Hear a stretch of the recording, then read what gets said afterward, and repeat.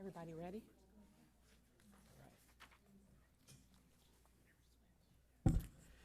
Good evening, everyone, and welcome to tonight's regular city council meeting. We're going to go ahead and get started. We'll call the meeting to order. It is now 6:30.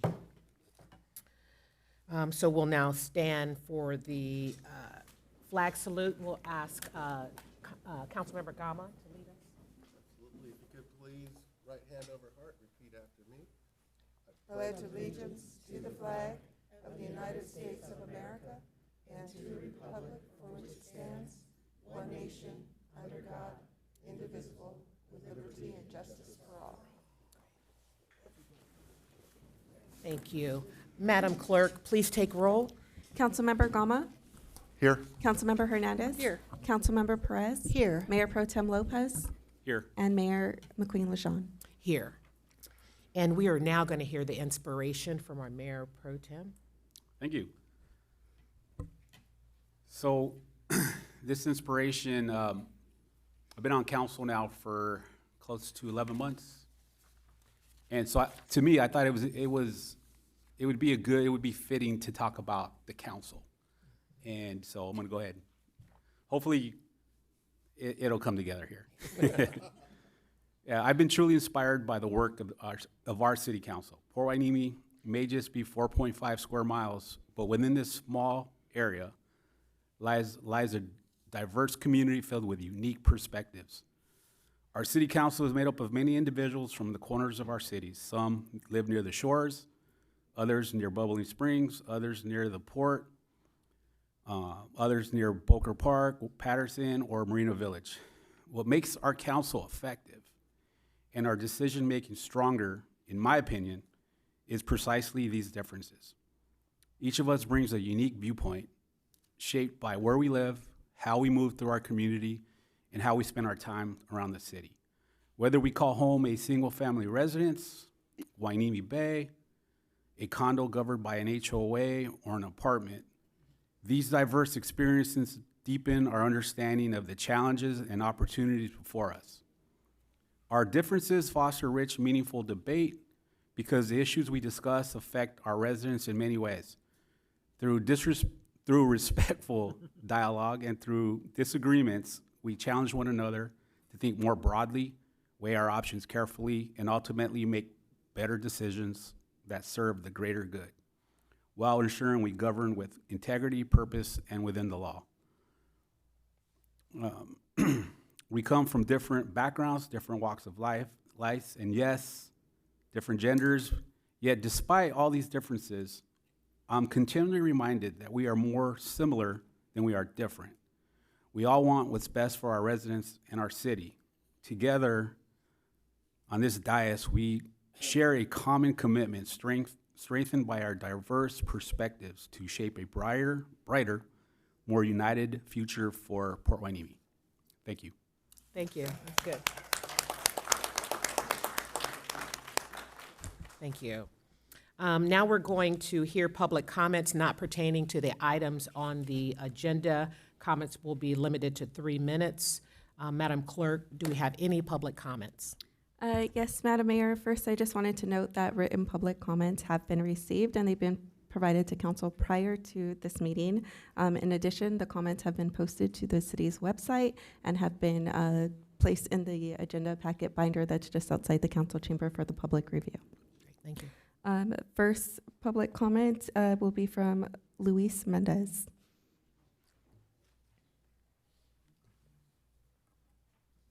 Thank you. Good evening, council members, mayor, manager, and residents. My name is Luis Mendez, and I am the vice president of the Port Hueneme Lions Club. I'm here to invite you and the residents to join us for our first annual Dia de los Muertos celebration that will be held at the Ocean View Pavilion on November 1st. We have entertainment, dancing, music, DJ, and dinner provided.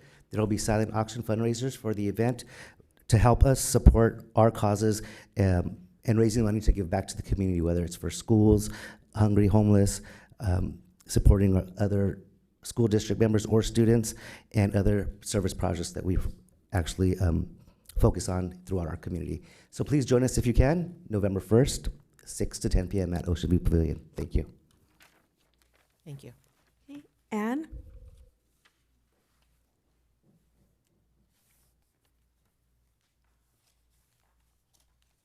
Good evening, everyone. Good evening to the council and to all the residents. Many of you don't know who I am. I am the new regional librarian for the eastern part of Ventura County.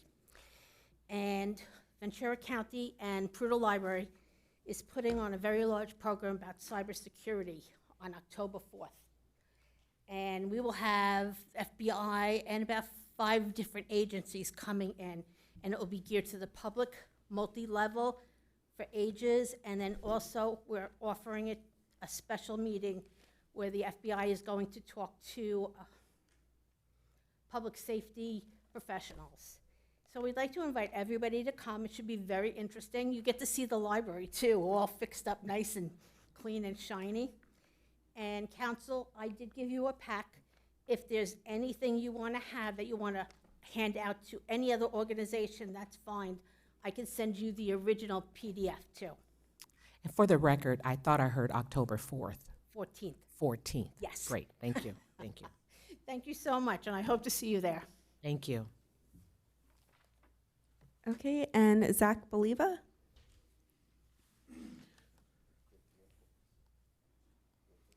Good evening, Mayor and council members. At the last meeting, it was shared that the Ventura County Freight Corridor Study from October 2021 indicates that the average daily number of truck trips at the main gate on Port Hueneme Road is 1,600. I'd like to provide some details and additional context. These truck trips are inclusive of the whole city of Port Hueneme, including local businesses, grocery stores, other industrial entities such as New Indy, as well as Navy-based Ventura County and the Port of Hueneme. On pages 129 to 133, the study reports in more detail the truck traffic specifically generating from the Port of Hueneme, with average daily truck counts around 290. The port utilizes camera technology for daily truck counts at the front gate and also continues manual counts as backup. Based on numbers from September 2023 through September 2025, the port averages 274 daily truck trips. Thank you. Thank you. Over. City Manager. If I could, I'll just note, so we had been emailing back and forth with the port, trying to get clarity on that. And so the information about the truck trips from the port is actually, was provided to us by the port. And so we provided that to council earlier today. And so you'll have that information. And then I will note during our future agenda items that we're planning to bring back our truck, our street paving report at a future meeting to clarify some of the issues discussed. So. Great, thank you. And that concludes public comment. Thank you so much. We'll move on to the agenda approval. May I have a motion and a second to approve the agenda? Move to approve. Second. Great, Madam Clerk, could you take? All in favor? Aye. All opposed? Hearing none, motion passes unanimously. Thank you.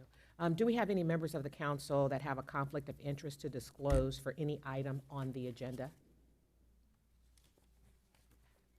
If not, we'll move on to our presentations. Presentation A is the 211 Ventura County Stats and Services Update for the Port of Hueneme. Tonight we have a presentation by Interface Children and Family Services regarding 211. Hello, thanks so much, Council, for having me and giving me some time. Normally, I would have presented this to you a lot earlier in the year, but I think that we could not get on the schedule. So I will be seeing you just in a few months to give you a new report with our 2025 data. Do I control this? Yes, can I just give your name? I My forgot name to is do Kelly that. Brown. Kelly Brown, Chief Communications Officer. Right. Great, at thank you so Interface much. Children and Family Services. And I oversee the 211 program, our CalAIM work, and also the technology of Interface Children and Family Services. I've been with the agency about 16 years now. Okay, great. So, Interface Children and Family Services, we're one of the larger nonprofits. 211 is one of our programs, but we also have domestic violence and child abuse prevention, human trafficking prevention and intervention, justice services, mental health and trauma treatment, youth crisis and homeless services as well. So 211, as you know, we are a 24/7 information and referral hotline available for people to call. You can text us by texting your zip code to 898-211, or you can go online and search for resources yourself 24 hours a day at 211ventura.org. As I said, you can call us, text us, or just visit online. And I wanted to tell you quickly tonight about how Port Hueneme is contacting 211. And so in 2024, we had 719 calls from individuals looking for support. 234 of those were first-time contacts that had not reached out to us previously. 71 were families with children under 5, and 11 of those individuals were pregnant while we were talking to them. 43 of them reported they were at risk of homelessness, which means within the next 14 days they would be homeless, and 54 were currently homeless at that time. This is something that I thought would be interesting for you to look at. So in all of our cities, housing is the #1 need that people are reaching out to 211 for. Transportation comes, the majority of the cities have transportation as a need. And food is one of the top needs, but is generally not in the top 3. Something that's different about Port Hueneme, and I'm just gonna show you on this page, is that mental health and substance abuse does not turn up in your top 3, and it doesn't even turn up in your top 5. There is no other city, and in my entire 16 years, no other city that does not have mental health or substance abuse disorder treatment in their top 5 needs. And I do think, if I were going to make an assumption of why, since I was a former resident of Port Hueneme and a Sunkiss Elementary student, I do think it's the sense of community and family support that you have here. And I think that's why I would guess that mental health and substance abuse is one of the lower top needs that you have. And we do have other special projects as well. The special projects that we have are a partnership with the State of California Public Health Department to help people who want to stop using tobacco products. They can call 211, we'll give them a $20 gift certificate, and we'll hook them up with an online or over-the-phone smoking cessation counselor. This is a program that I didn't know how it was gonna work out when they first approached us a few years ago, but 75% of those who go through this counseling stop using tobacco products. Over the last 3 years, we've actually helped 3,000 people in the county stop using tobacco products. And the PSPS support we have, I'm not sure how many times you guys have public safety power shutoffs here, but in the county itself, it is quite an issue that people are dealing with whenever we have high winds and the possibility of wildfires. And we do offer support for families that have an electricity-dependent member to be able to hook them up with different resources, backup batteries and things like that, and safety plans so that they'd be safe and healthy in their house whenever their power is shut off. We also work with the State of California Civil Rights Department with our Ventura versus Hate program. It's part of the California versus Hate. So when somebody calls in to either the 800 number, state number, or just dials 211, if they're a victim of a hate crime or incident, we would file that report for them and hook them up with local services that can help them to recover. And 211 Ride, this is us being able to help people to find transportation to all of the different resources that we're referring someone to. Here in Hueneme, 30% of your callers, when we ask them if they have transportation to get to the resources we're referring them to, they say no. So 30% do not have transportation, and we help them to find ways to get to those resources that we're referring them to. That's the end of my presentation.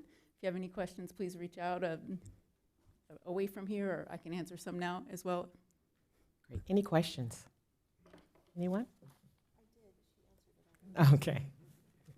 Well, thank you so much for your presentation. Thank you. Thank you. Okay, we're going to move on to proclamations. We first have our Breast Cancer Awareness Proclamation.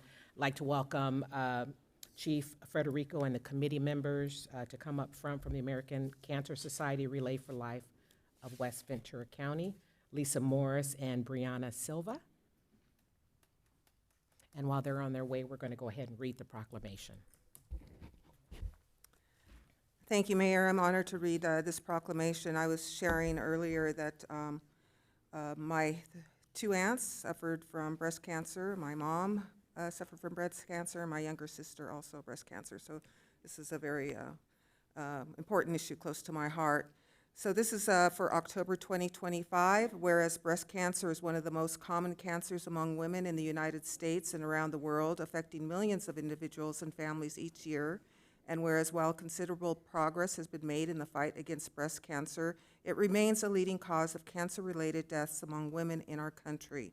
And whereas this year alone, an estimated 316,950 women and 2,800 men in the United States will be diagnosed with invasive breast cancer, and an estimated 42,680 lives will be lost. And whereas understanding the factors that may contribute to breast cancer is an important part of its prevention. Risk factors include family and personal history, radiation therapy to the chest for previous breast cancers, obesity, and certain genetic changes. And whereas regular screenings may help lower the chances of developing breast cancer, women and men are encouraged to talk with their health care provider about their risks and the prevention steps they can take. And whereas thanks to the earlier detection and improved treatments, mortality rates for breast cancer have steadily decreased. And whereas during National Breast Cancer Awareness Month, we stand with our mothers, daughters, sisters, and friends, and all those affected by this disease.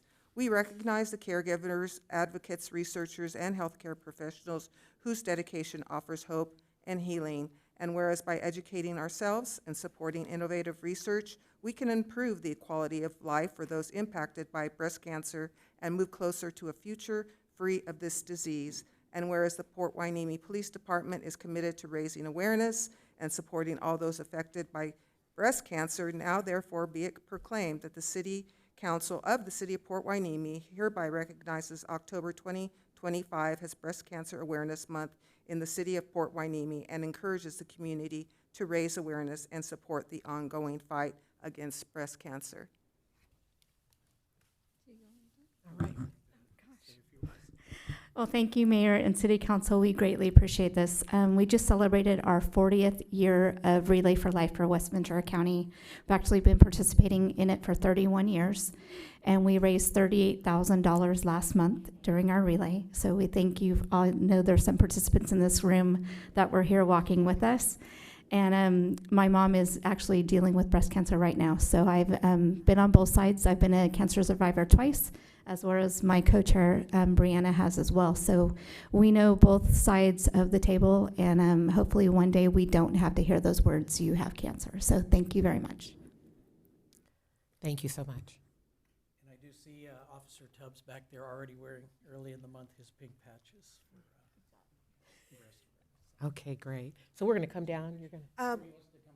Well, why don't we stand back, and then you guys can hold the proclamation up front.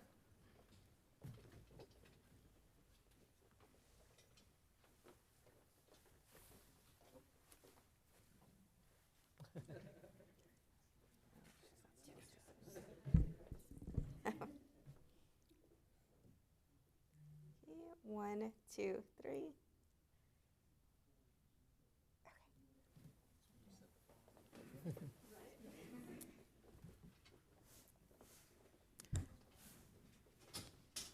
Thank you so much. And we're going to move on to our second proclamation, and that is Domestic Violence Awareness Month. And so we have the Victim Service and Family Justice Center's Administrator, Rachel Watkins, Supervising Victim Advocate, Celia Sally Cordona, the Victim Advocates, Paulina Lupian, Marissa Griffin, and Vivian Hernandez from the Victim and Community Services Division of the Ventura County District Attorney's Office here with us tonight. So thank you, ladies, for being here. I am going to read the proclamation. Domestic Violence Awareness Month, October 2025. Whereas October is designated as Domestic Violence Awareness Month, and whereas domestic violence is a crime which affects all races, cultures, and social demographics, and whereas domestic violence has a profound impact on families and the community, and whereas children that grow up in violent homes are believed to be abused and neglected at a rate higher than the national average, and whereas only a coordinated community effort will put a stop to this atrocious crime.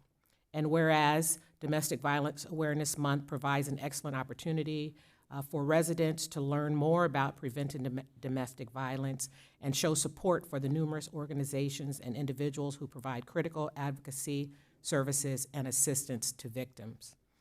And whereas the Port Hueneme Police Department, City of Port Hueneme, and community-based organizations are in a position to provide education, information, and services to assist victims in the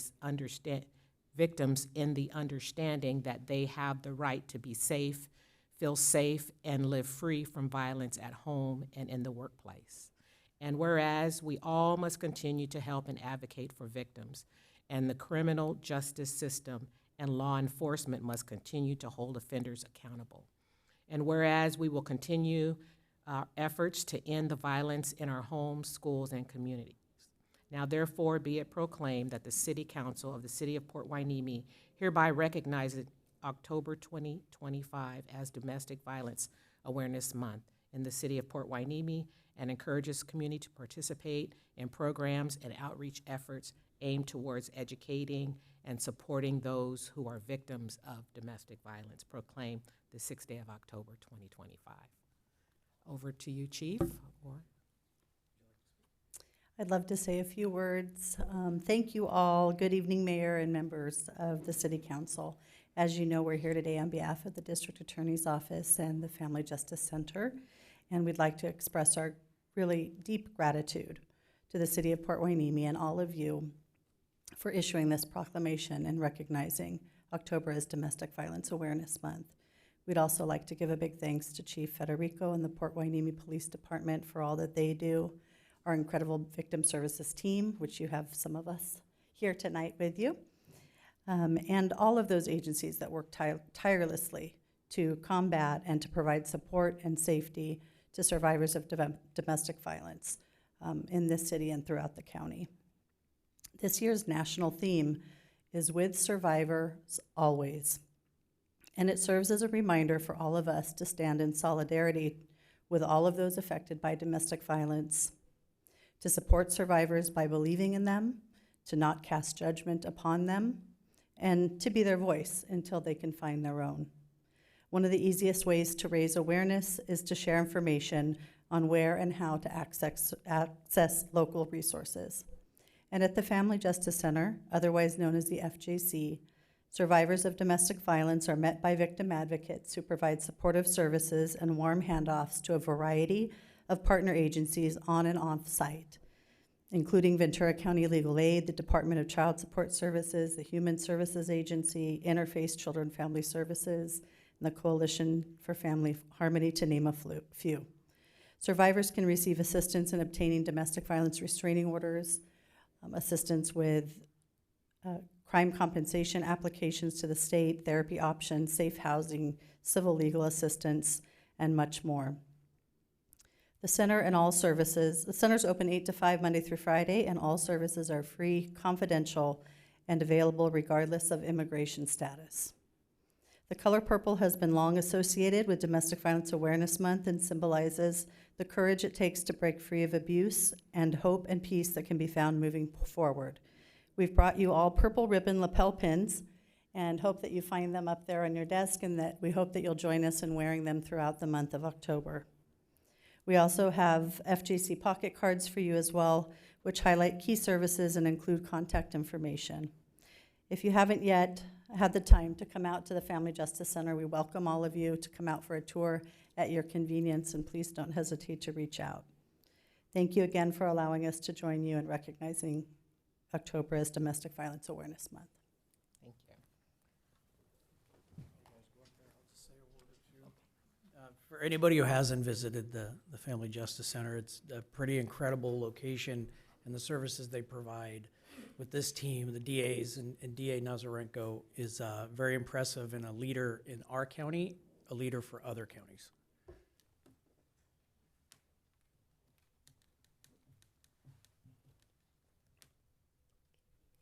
One, two, three.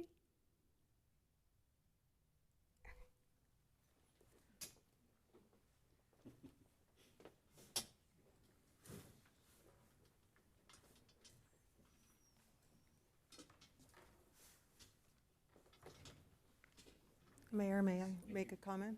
Yes, please.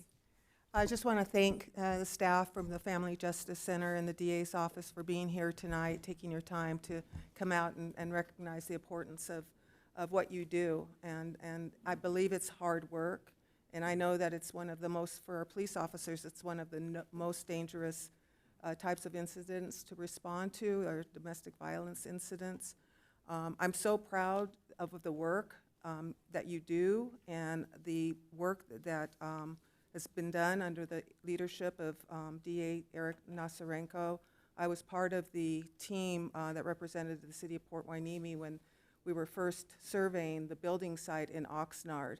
So I would very much love to have a tour now that it's up and running, and I hope to see you there. So I'm going to take advantage of that. Thanks again for being here tonight. Great, thank you. Anyone else? Great, thank you. So we're going to move on to the next item, the consent calendar. The consent calendar will be enacted in one motion unless a council member would like to pull an item. Any council member like to pull an item from the consent calendar this evening? Yes, I'd like to pull item 5, please. I have consent calendar 6, 7, and 8. 6, 7, and 8. Okay, can we get a motion and a second for items 1 through 4? So moved. Second. Thank you. What about item 9? Oh, that's public hearing. Oh, you're right. Okay, All in favor? Aye. Aye. All opposed? Hearing none, motion passes unanimously. okay, so let's take up item number 5. Okay, so item 5 is the expansion of Community Benefit Fund Scholarship to incorporate a scholarship for the Navy, for students of the Navy Junior Reserve Officers Training Program. And the minutes from the last meeting indicate that we had voted to put this item on the agenda so that we could have a discussion, so that we could consider whether or not this is something we want to move forward on. And my concern with this particular item, I believe does it have a dollar amount on it? I thought it did. A $1,000 in financial assistance to seniors. My concern is that based on discussions that we've been having with the port and their focus on the need for us to direct ourselves toward larger projects, I'm a little concerned about introducing this to the port. I'm happy to support it and approve it, but I'm a little concerned about how it's going to be received when it goes to the port, considering that it's kind of late in the game and that they're also, bent on focusing on large projects. So I'm just wondering if we can have a discussion about maybe some options. And I think there's some other questions too about whether or not there's still money in there for a scholarship program that was started by Mayor Martinez when he was here. Okay, yeah, so I was going to pull this item as well. So Okay, thank you for doing that. I had some questions, and I know you had a question regarding funding, and the report said there's still a $7,000 balance there. And so we are talking about items, scholarships that were previously approved. So you're right in the conversations today that's been about other items, but this is one that had already been approved and there's a balance. My question was along the lines of, because this is different from what we originally approved for this item, I had some questions as to how, and I know we're not going to be making any decisions about it right now because this is something that has to go back to the port, but to be able to kind of vote on it, in my mind, I just want to know what exactly are we saying. So to me, it seems like it's to add one scholarship for the ROTC, an ROTC person. And is this person going to be a senior as well? It didn't say that. So I'm wondering if we're moving from, because we're concentrating on seniors graduating, going to college or technical school, does this align to that? Is this also a senior that's going to be going to college and there's an extra community service element in it? And so I'm not really sure about that. Yeah, I think our intent as a starting point it was to continue with the existing criteria, which was the high school seniors residing in Port Hueneme who are going to pursue post-secondary education at a college, trade school, or vocational program, but focusing one of those existing scholarships and yeah, to confirm the existing scholarships that were already approved in the past that we have not yet allocated. So essentially trying to focus one of those scholarships towards the ROTC, where I think logistically we would reach out to the ROTC and say, hey, we have one scholarship available, can you nominate somebody for this scholarship who meets these criteria? So that's the thought, but as everybody has said, is council has to agree to it, and then we have to have a conversation with the council port committee that we have. So the exact criteria would ultimately be up to council, but that was how we envisioned it at this point. Okay, go ahead. Yeah, so the way I read this was this doesn't affect 2024, 2025 funds for CBF. Correct.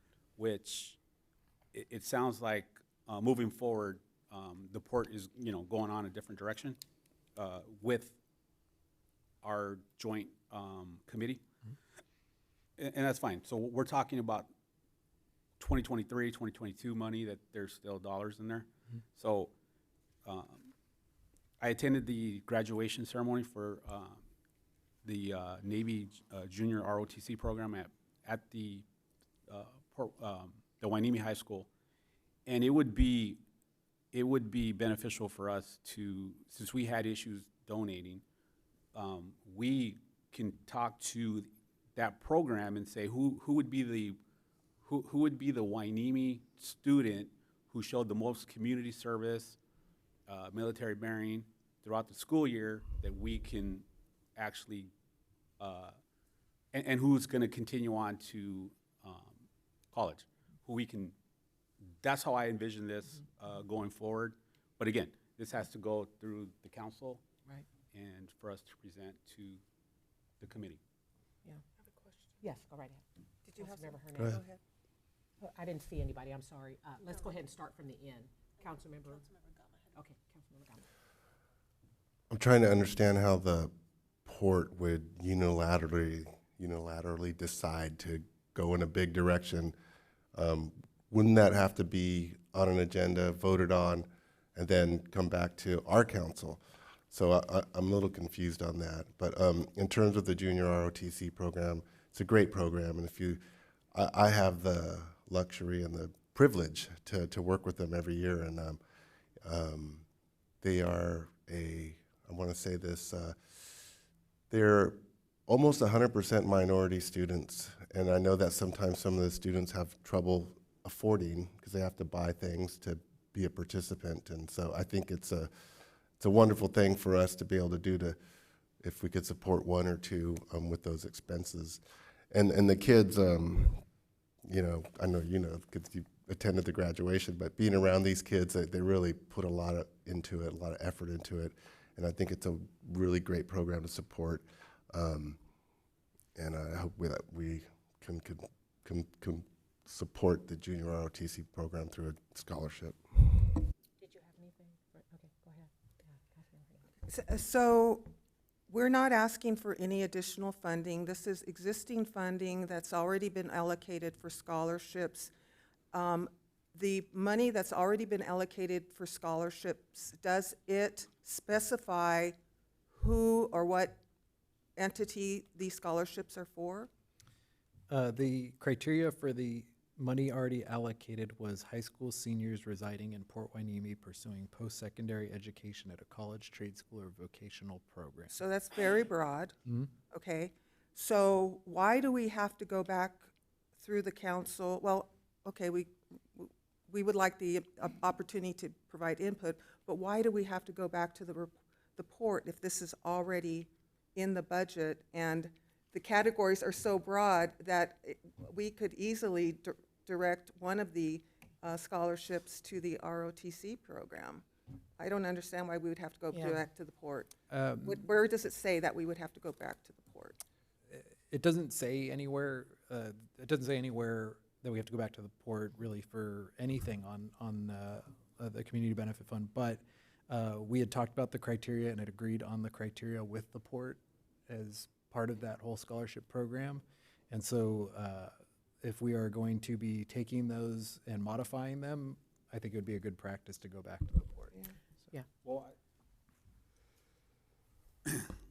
so whenever we try to discharge those funds from the port, it has to go to the port for them to liquidate that money. We're not, I don't think, since the money's already been allocated for scholarships, I just think that since it's so broad, and it would be easy to get that money because it falls within that realm of what was the intent of that. Right. It just feels so over bureaucratic to go back when it's just a simple, like, we already have allocated funds, it's supposed to go to scholarships, the description's very broad, and we can easily allocate it to one of those spaces to the ROTC. But nonetheless, I'm all for it. Yeah. I have no more questions. Yeah. I think that's a good point, though. I guess what my mind is wrapped around now that Councilmember Hernandez said that is, could we just make sure that we communicate with the junior ROTC during that period? Or do we really want it written?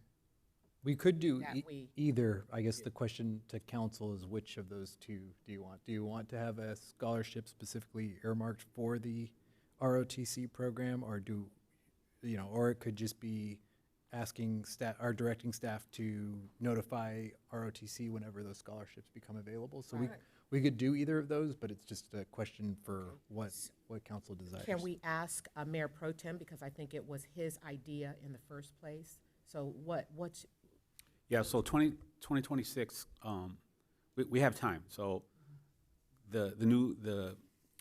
when we graduate these students, there's a presentation, there's an award ceremony. Oh, okay.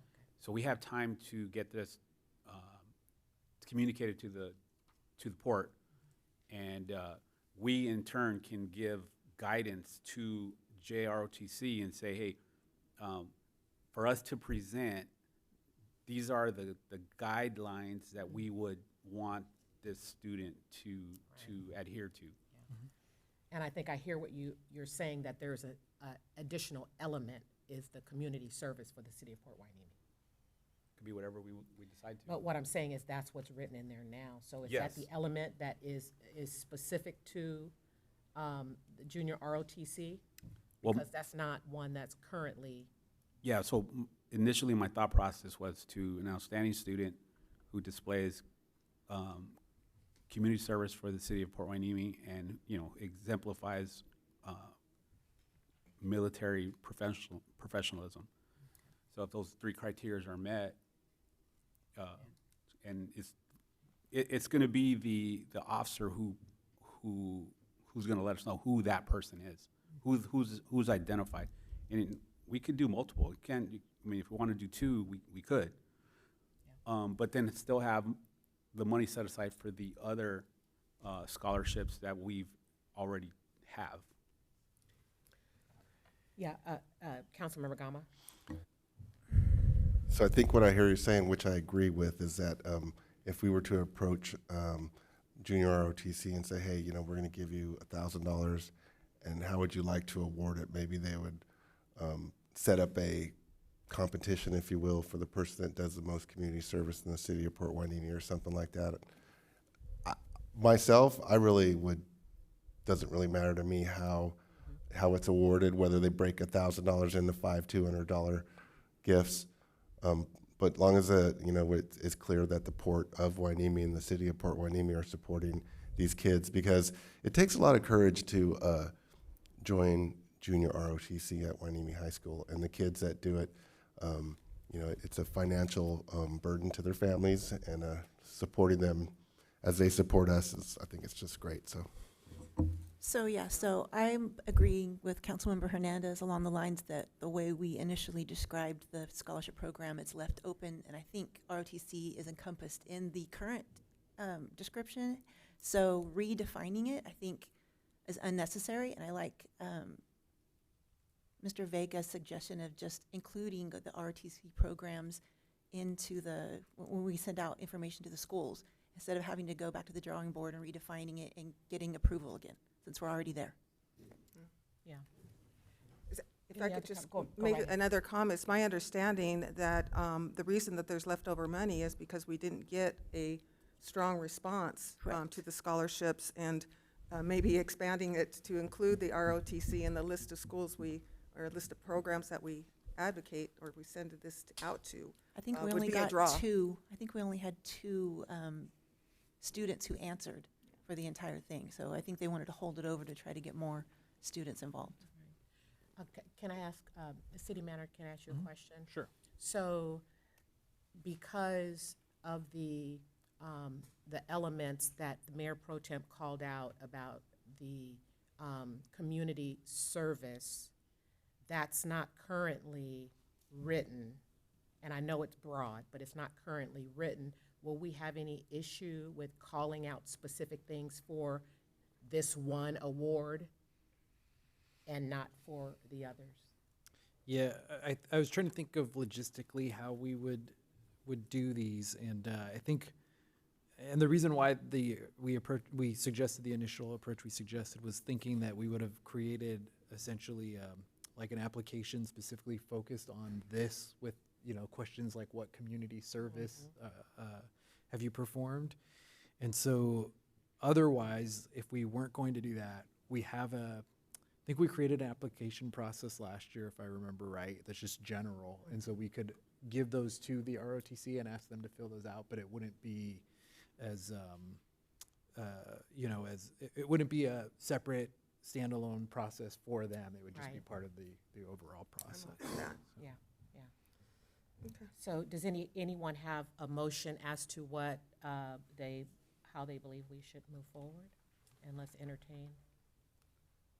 It's contained in the. So we have an application process that JROTC can use, right? We would make sure we get them the standard application that we provided to all the schools last year. We would just make sure we send it directly to them. So the motion would be to recommend that the city council use the existing application process and include the Navy Junior Reserve Officers Training Corps in our invitation to apply. Or we just approve. So what would have happened if we, It would Wait, go, hold- it would have okay. gone to, if Okay. we approved the consent calendar without a discussion? it would go to the port. Because we are on consent, and so we pulled this item to discuss. So let's just say we passed it without discussion. What would have happened? So I think the distinction is what was proposed would be doing outreach to the junior ROTC with the current application process. Okay. What was included in the actual item itself was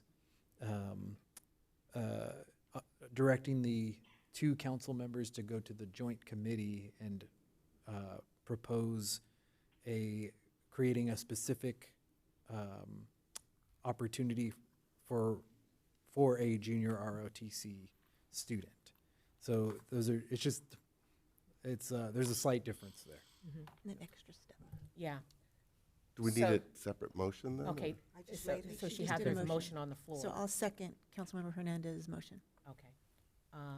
So that's second, no public comment, any public comments? No public comments. Okay, so let's move to the discussion about the motion. So I guess the only thing that would not happen with the motion that we're making now is that we won't have that extra form for the ROTC. So they'll complete the same form everyone else is completing, which does not call out the community service and the other things that Mayor Pro Tem was wanting this scholarship to call out. So, Well, is he okay with that? I'm okay with that. okay, all right.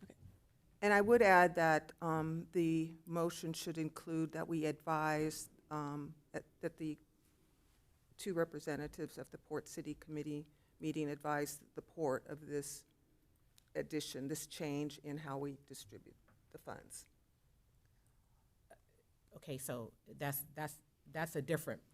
Well, you're going to go, you're going to have, Okay, so okay, let me finish. You're going to go to the City Port Committee meeting, right? So that would be something that you share in your report, that this is what we're doing with the 2023 monies. Okay. Yeah. But if the motion is to go with the program as is, there's no conversation. What? There's no conversation to It's have. just a courtesy to let them know that we had this discussion, and we it's just an information sharing opportunity to let them know that we've done this. I mean, it's public comment, you know, it's public discussion already, so they're going to hear about it. I think it's just common courtesy to let them know. Okay, so any other comments? We're at question and comments. Do So you Charles have? may have more information on maybe the application. Yeah, I just wanted to add one piece of information regarding the existing application process. It does require that applicants submit an essay, and they have to answer one of two different questions, and they are community service-based questions. So that is already incorporated into the current process. Good, thank you, thank you. Awesome. Okay, so is that any other comments? So we'll go ahead and take a vote. So the motion is to use the current process that we have and just make sure that we reach out and include our junior ROTC. Go ahead, Madam Clerk. Okay, I wanted to confirm, is that to also include the two representatives? Or no, her first No, motion? that wasn't part of the Okay, motion initially. perfect. All in favor? Aye. All opposed? Hearing none, motion passes unanimously. Thank you. Let's move on to item number 6. Okay, so the authorization to purchase materials, 6, 7, and 8, they're all kind of, they're the same. They're kind of meaning the same thing. So my question is, a lot of the questions were answered already, which is good. But my question is, like, when you guys do these, can you guys add a PowerPoint? Or, because I kind of want to see what you guys are doing. You're talking about epoxy coatings on a wall. You're talking about an elevator networking equipment, which is specifically networking equipment, right? What do we have existing? What is being replaced? Just so we can see it. Because, I mean, I just did a quick search, and those parts are everywhere, and they're a lot cheaper. So I understand the process of single sourcing this item somewhere in Ventura County for a particular vendor. I get that, but those parts are still located within the U.S. and they're at like half the price. So are we just more concerned about going to one vendor and ordering this all in one shot? Because it seems like if we just order this and wait for all the parts to come in, it would be cheaper. And while Brian's coming up, I'll just note, and Councilmember, or Mayor Pro Tem Lopez referred to, we had a conversation on this earlier, just a little information I want to provide also to the public, for anybody watching, is that we do, as a city, we utilize I always forget what it stands for, HGAC, which is the Houston Galveston Area Council purchasing, which is sort of like pre-negotiated purchasing. And then in 2 of the reports, we did that process. And the third, we sole sourced with the authorized Ventura County representative. So just so the public understands the process is that that's specifically what we do, is sort of like pre-negotiated and purchasing from authorized representatives to make sure we're doing that. And so with that, I'll let Brian Flamenco answer the question. So to your technical question regarding the parts, it is that you can buy them in other places. I agree, but the thing is that with buying them where we're buying them now through Allen Bradley, through the the vendor we're dealing with. We also get their tech support, and we also get the warranty on the extended warranties that go along with that. Now, let me elaborate on the tech support. The equipment that we have currently is 20-plus years old, okay? And it's software, but it's I/O, it's input outputs for operating the lift stations, keeping the sewer moving in the direction it needs to be moving instead of out onto the street. When we're upgrading, the reason why we're upgrading is because these computer parts have outwore their life expectancy. So they're no longer viable. There's no support for them anymore. It's kind of like you're buying a laptop. Once you buy your laptop, you're good for 5-10 years, and then they phase them out and they get newer ones. The support's not there anymore. The upgrades are not there anymore. And quite frankly, with these right now, the hardware's not there anymore. The only way I can get hardware is used hardware through eBay, and there's no guarantee that they're even going to be good. So in saying that, I'm also saying that the way the software is written for that older compact computer system, if you will, has to be converted into the newer computer, the new computer that we're installing. So what we're getting for our money is the bang for the buck of getting that conversion as well too. So it's not just buying the parts. We could buy the parts, but we still need to convert that software. Otherwise, we're rewriting the entire script to be able to make this happen. So that's part of what the extended cost is having that stuff done as well. So when we get all the parts from the sole source vendor, who's installing it? We are in-house. Okay, and then who's programming it? That we're having them help us program that. Okay. Because that's the conversion.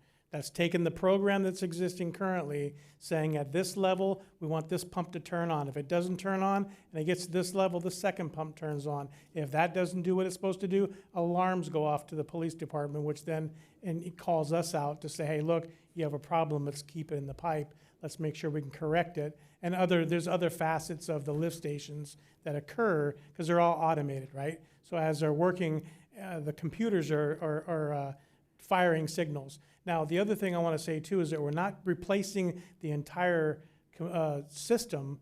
We're only replacing the components that are no longer viable anymore. Otherwise, this $47,000 or for the two stations would be extremely higher by hundreds of thousands of dollars. So part of buying the Allen Bradley parts is to keep the components within the same family, because otherwise you're having issues with compatibility with hardware as well too. So you have the software side of it and the hardware side too. So the warranty is good for how long? I don't know what the warranty is good for as far as I know their support is there. It's a computer, right? So things can go wrong. You could have a power glitch that takes out your TV. Your Samsung's going to warranty your TV, but if something happens where you get a electrical spike from Edison, they're going to tell you that there's no warrantying that. Okay. So it's because initially it said, well, we're going to one single source vendor because of warranty and tech support. So because we get their factory warranties, and we have them honoring them, of course. Everybody else will too, but we have to keep in mind too that when something goes wrong with these components, we need immediate replacement parts, not something that's ordered 6 months down the road. Yeah, then you're paying a guy. And the only reason why I brought it up, I took the first 4 part numbers, ran them, and the 4 most expensive ones, and they come in half price in the United States. Right. And they be delivered within 24 hours. So I was like, my question was, why are we single sourcing this if we're paying double the price? And it's basically for the tech support. It's for the tech support and getting the conversion of the written software to converge into the new. It's RS Logix to Studio 5000. So it's 2 separate databases that they have to talk to each other. So this is the one of the factors for that too. Thank you. Yeah. That was it. Any other questions? Okay. Thank you. So we have items. Did that answer? They did answer all of them. 6 through. Okay. So, council members, we have items 6 through 8. Can we get a motion to and a second to approve? And Move to approve. Second. Great. Thank you, Madam Clerk. All in favor? Aye. All opposed? Hearing none, motion passes unanimously. Great, thank you. We're going to move to item number 9, the public hearing. Madam Clerk, do you have proof let me just go ahead and read the title first. Introduction of the ordinance amending Article 4 of the Port Hueneme Municipal Code to clarify prohibited wheeled vehicle activity on the Hueneme Pier. Madam Clerk, do you have proof of publication as required by law and a complete files and reports and exhibits? Yes, Madam Mayor. Thank you. Will staff please present the report?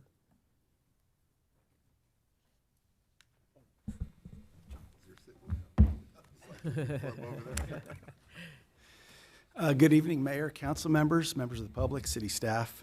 This public hearing is being held to consider an amendment to the municipal code to allow for clarification of the types of wheeled vehicle activity that might be allowed on the Port Hueneme Pier.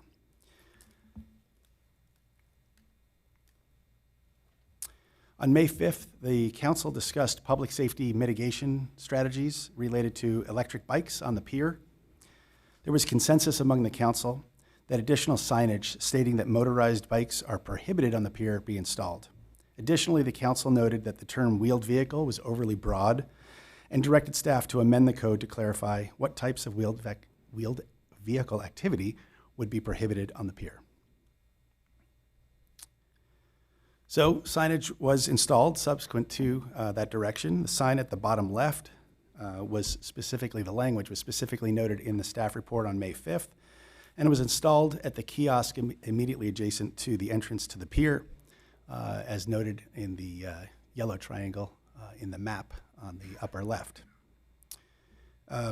Additionally, a new rule sign was created that's shown on the right-hand side of the slide, and that includes an electric bike prohibition at the bottom of the sign, and 2 of these were installed near the pier, as indicated by the green symbol on the pier.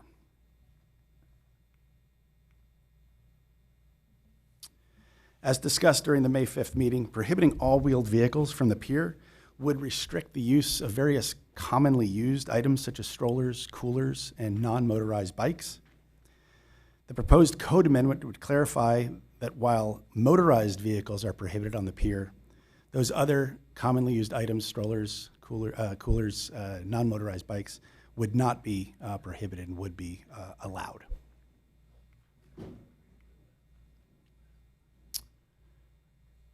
And that's what I just went over. And the recommendation before council is to open the public hearing, take testimonial evidence and documentary evidence, close the hearing and consider the evidence, and consider the introduction by first reading, title only, waiving further reading of an ordinance entitled An Ordinance of the City Council of the City of Port Hueneme, California, amending section 4301 of chapter 4 of article 4 of the Port Hueneme Municipal Code to clarify prohibited wheeled vehicle activity on the Hueneme Pier, find the project to be categorically exempt from CEQA, and take any such additional action as may be desirable. That concludes the staff presentation. I'm available for questions.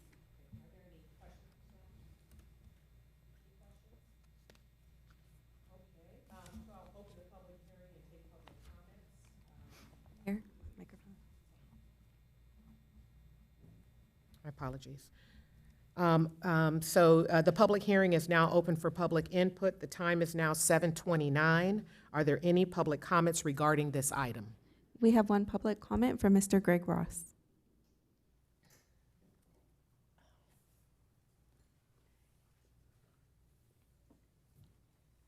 Thank you. Good evening. Mayor Pro Tem, esteemed city council members, thank you for listening to me one more time. We have 2 bulldogs. They're young. One of them's reactive, so his walking, when we walk him, we're very careful and we do it within our compound. The other one loves to walk 3-4 miles a day, and we walk the pier, if not every day, every other day. In addition to that, down the promenade, the boardwalk, it's beautiful out there. My hat's off once again to the city of Port Hueneme and to this council, you members, getting ahead of the game here. Because frankly, these it's not just electric bikes, but electric bikes are, this is my opinion, a menace. Including on the promenade. They have no polite nature about them. Their attitude is, this area is mine. And they come screaming around with our dog, frightens our dog. It's pretty simple.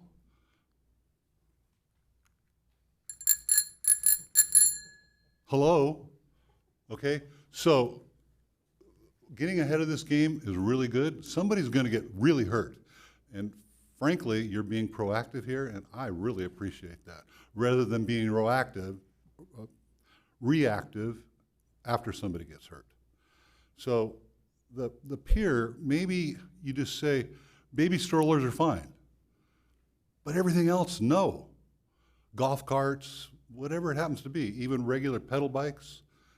Anyway, those are my comments. And I'm just going to finish by saying, I volunteer for Mr. Boliva's little presentation here to go out and count trucks, which I've already done. 80 to 88% of all the trucks coming down Hueneme Road are from the port, okay? And sometimes the port likes to issue a false narrative, which I think happened here today. So I volunteer. You want me? Give me a ring. You all know how to get a hold of me. Thank you. Thank you. Thank you. There are no more public comments. Great. If there's no other public comments, we're going to conclude the public comment space. And so, excuse me, I will now close the public hearing, and the time is now 7:32. We have before us, Madam Clerk, can you go back? Or Charles, can you go back? Yeah. We have before us the recommendation from the staff. Is there a motion and a second? Move to approve staff recommendation. Second. Any further discussion? Councilmember Gama? Thanks to Mr. Ross, I just had a new understanding. So the walkway, that's what we call the promenade, the beach walkway. This doesn't affect that, and I do agree, and I have been nearly run over, as we've all probably have witnessed, but now there's scooters, there's electric bikes, there's electric skateboards. There's a number of things that go extremely fast, and so in the spirit of trying to stay ahead of safety and risk management and changing times, at some point in time, I expect the DMV to classify some of these things as motorcycles, because some of the speeds that they're attaining are definitely not suitable for a pier or suitable for a walkway.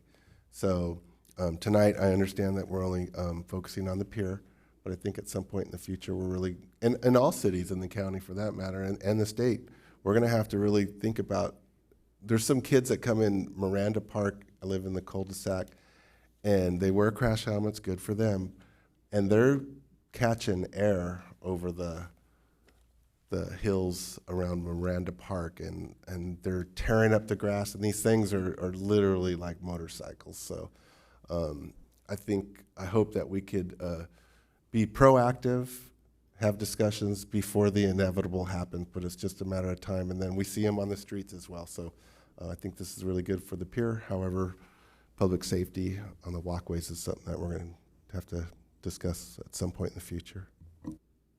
Great, thank you. Any other discussion? Yeah, I'm an avid mountain biker and I bike a lot. Mr. Ross brings up a valid point. Usually when you're riding and you're gonna pass someone, you do ring a bell. Not everybody knows the common courtesies of riding. It's unfortunate that that's the case. But to take away like mountain bikes or road bikes on the promenade, it's a little overboard. Okay, I'm just electric, yeah.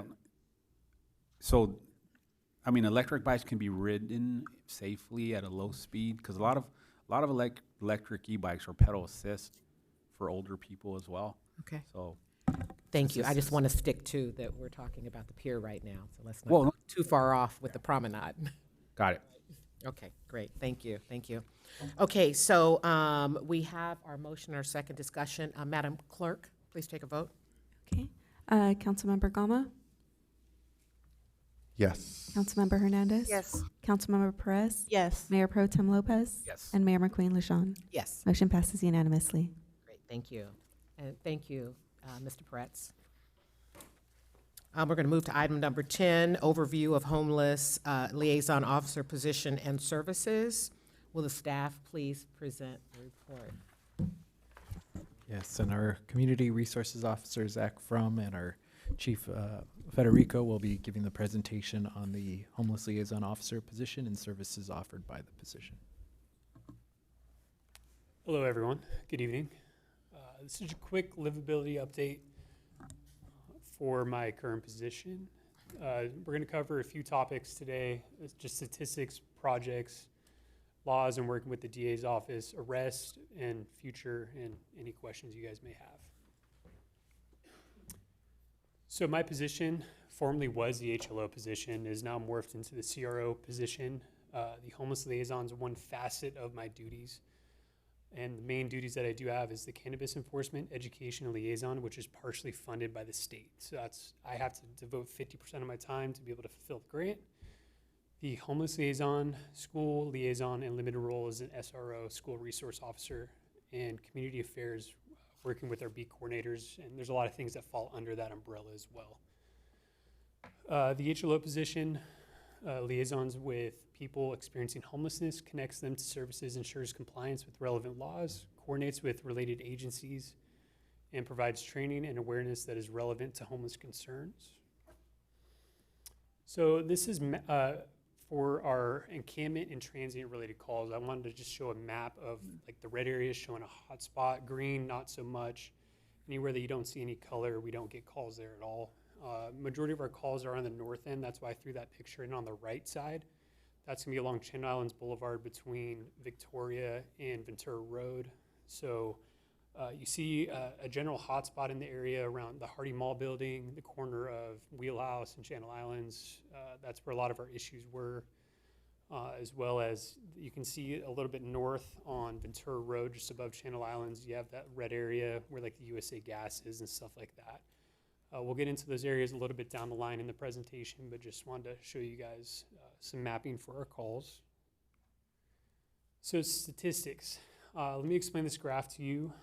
So the far left, the big number, we had 11,508 calls for service since January 1st to September 23rd. That's all call types included. That's anyone calling the police. That's all calls generated, even self-initiated calls. Of those 11,508, we had 209 arrests total from when I made the PowerPoint. Of those call types, we have encampment, the next one, which was 137 encampment calls with 10 arrests of those that call type.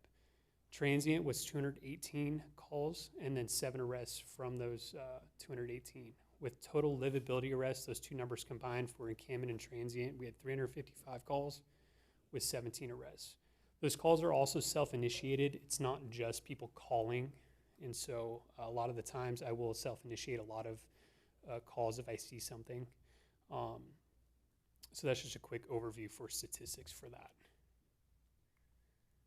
So this is county-wide statistics. This was taken directly from the point-in-time count that the county conducted in December and January. So we had a 52% reduction. Very proud of that number. That is the number highlighted on the far right. If you look at anywhere else in the county, the only one close to us would be Moorpark, but they're kind of an anomaly with going from 5 to 2, kind of shows them as a 60% reduction. I'm so proud about this that we're getting calls in our homeless task force meetings as well. They're asking us what we're doing, how we're so successful with this. Numbers don't lie. I'm very proud about this. Some cities have increased, others have decreased, but with 52% reduction, it's a badge I wear proudly for that number.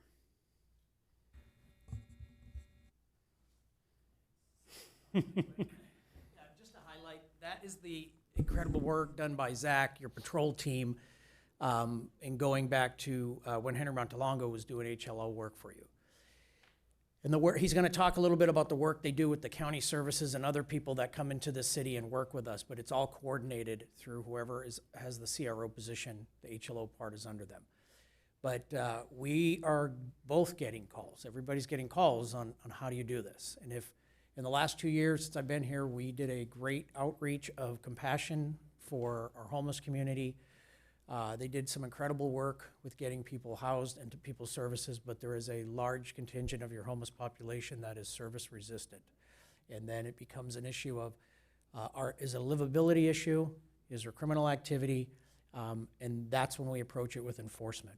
And in doing that is what got you an independent count by the county for a homeless population that was cut in half. And there's cities in LA County asking me how we did that as well. Moving forward. So calls for service, transient-related calls for service have noticeably reduced this year compared to last year. So the transient type call for service between January 1st and September 23rd of last year was 260. This year, during the same time frame, dispatch has received 218 total calls. We reduced that by 16% compared to 2024. And it's important to note that a third of all homeless in the nation is located in California. So being a beach community, we're desirable for that clientele. And so this next graph kind of demonstrates that. So homelessness is just in the United States. If you look in the bottom right, a third of all homelessness in the nation is currently residing in California. So for that statistic to say, and we're still having a 52% reduction in our homeless for our city, speaks volumes for the team I have standing behind me and our chief sitting in the chair right there. So we're very proud about that. So some projects. We're always actively addressing various livability issues. However, we do have a few projects we're engaging in. A few that I'm proud of is the Mandalay Village Marketplace, the Beach Promenade area, and the Wainimi Bay Shopping Center. So the Mandalay Village Shopping Center, I want to just thank everyone involved in that entire project. We would not be where we are today without thanking our county partners, property managers, and stakeholders. They flew in from Seattle to just do a walkthrough multiple times with us. They've devoted a lot of money to that shopping center to make improvements to address some of the areas like landscaping, which would be gravel, rocks, uncomfortable foliage, lighting, lighting so much so that some residents have expressed their concern about how bright it is. Yeah. So gates, fencing, which you'll see soon around the trash enclosures to be able to make sure that they can't hide behind. So if an officer drives by at night, if they look at the trash enclosure, they know that no one's behind it. So it's important for the people that live in the Pacific Collection directly behind the rear of that shopping center for their own security, that they're not hopping the walls and going into people's backyards.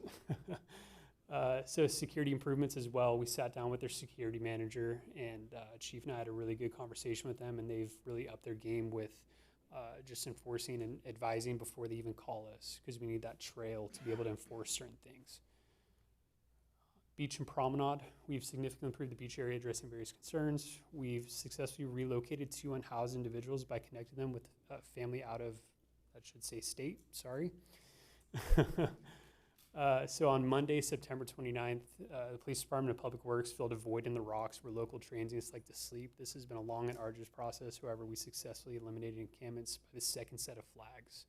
So we've had multiple calls. We've tried to deal with them multiple times, multiple different ways, and we successfully removed that individual and then filled that void so that they can't go back.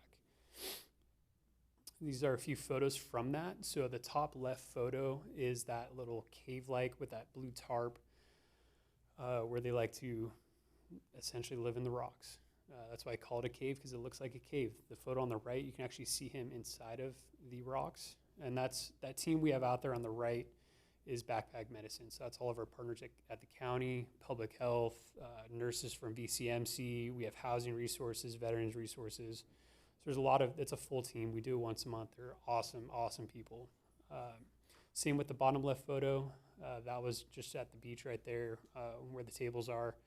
And then same with the photo on the right.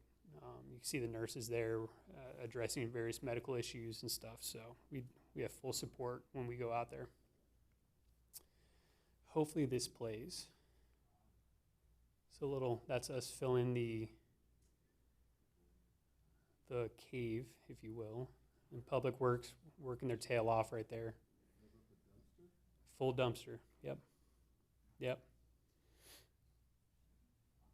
So that's what it looked like there. And then this next one, if you notice, you can kind of see a little bit of the marks on the sand where it once was, but that is it filled.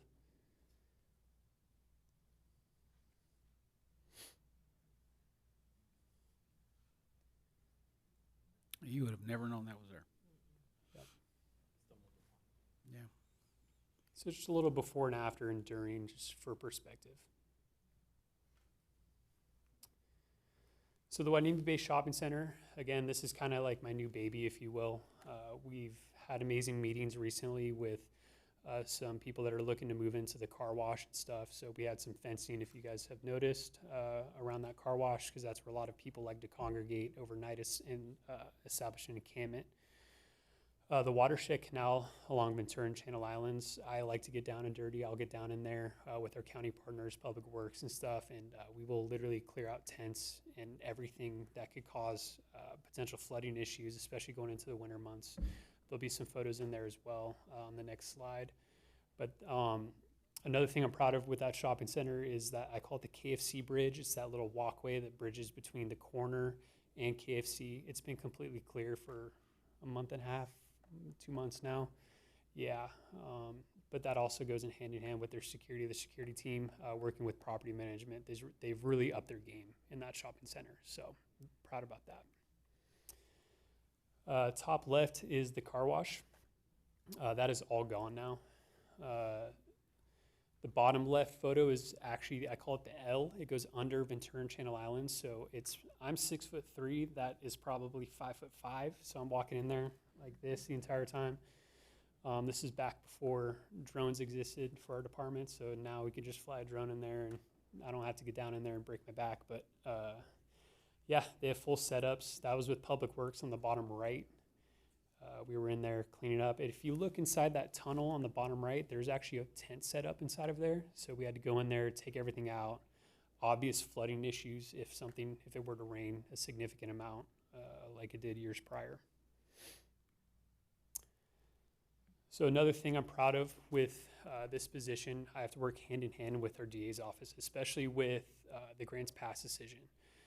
And with the Grants Pass Supreme Court decision, it really helped us in the city.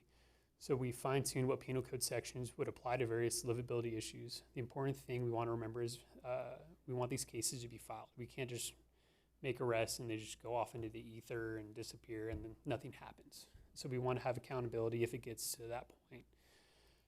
So some charges that we're allowed to charge now, which is 647E. It's illegal lodging. It's basically setting up temporary structure. It includes private property as well. 11395B1 and 666.1, that is due to Prop 36. That is your repeat offender. Drug charges for 11395. 666.1 has a laundry list of charges that would qualify for that. Too many to put on a PowerPoint slide. So important thing to remember with this is the vast majority of livability arrests also incorporate some form of drug possession. This is my transition also into the importance of getting a canine for my position. I'm going to speak selfishly on that because if I have someone with a dog that has a way better nose than I have, and we just do a walkthrough of an encampment, a known area, and that dog hits, that encampment is now mine. I can search that encampment. I can do whatever I need to do to understand why that dog hit on that tent or whatever that may be, dumpster enclosure. Did you want to? Yeah, just we can see with our eyes. Dogs can see with their nose. What he was mentioning there about our future potential canine is there's case law that governs when you can use a dog and when you can't. But in a lot of our cases, we can't. Open public properties. If somebody has a private property that they want to allow people to live on and it's fenced and gated and they put up tents, we're not going to bring our dog through that. but all the open ones to the public and the public properties and the sidewalks. If the dog is on a foot beat with his partner and he makes an indication, that gives the officer the probable cause to search. So in a lot of these, we may not, in some of these drug arrests, we might make contact with individuals, but it's not until maybe that third contact that we get the opportunity to search for narcotics, or we have another reason to take an enforcement, and that's when we find the narcotics. So this could expedite that process, which is a much better public safety issue and livability issue. So part of having charges filed with the DA's office is super important right here is we need to have warnings. We need to have a pattern of advisements. And so warnings always include offering shelter, mental health resources, medical assistance, anything you can think of that Backpack Medicine provides, I can provide without having Backpack Medicine there. I have several contacts with everyone on that team. And so we need that pattern of advisements. We need to have that resistance from an individual to be able to enforce anything. Because at least the DA's office will say, hey, you guys tried it, and this is a last resort.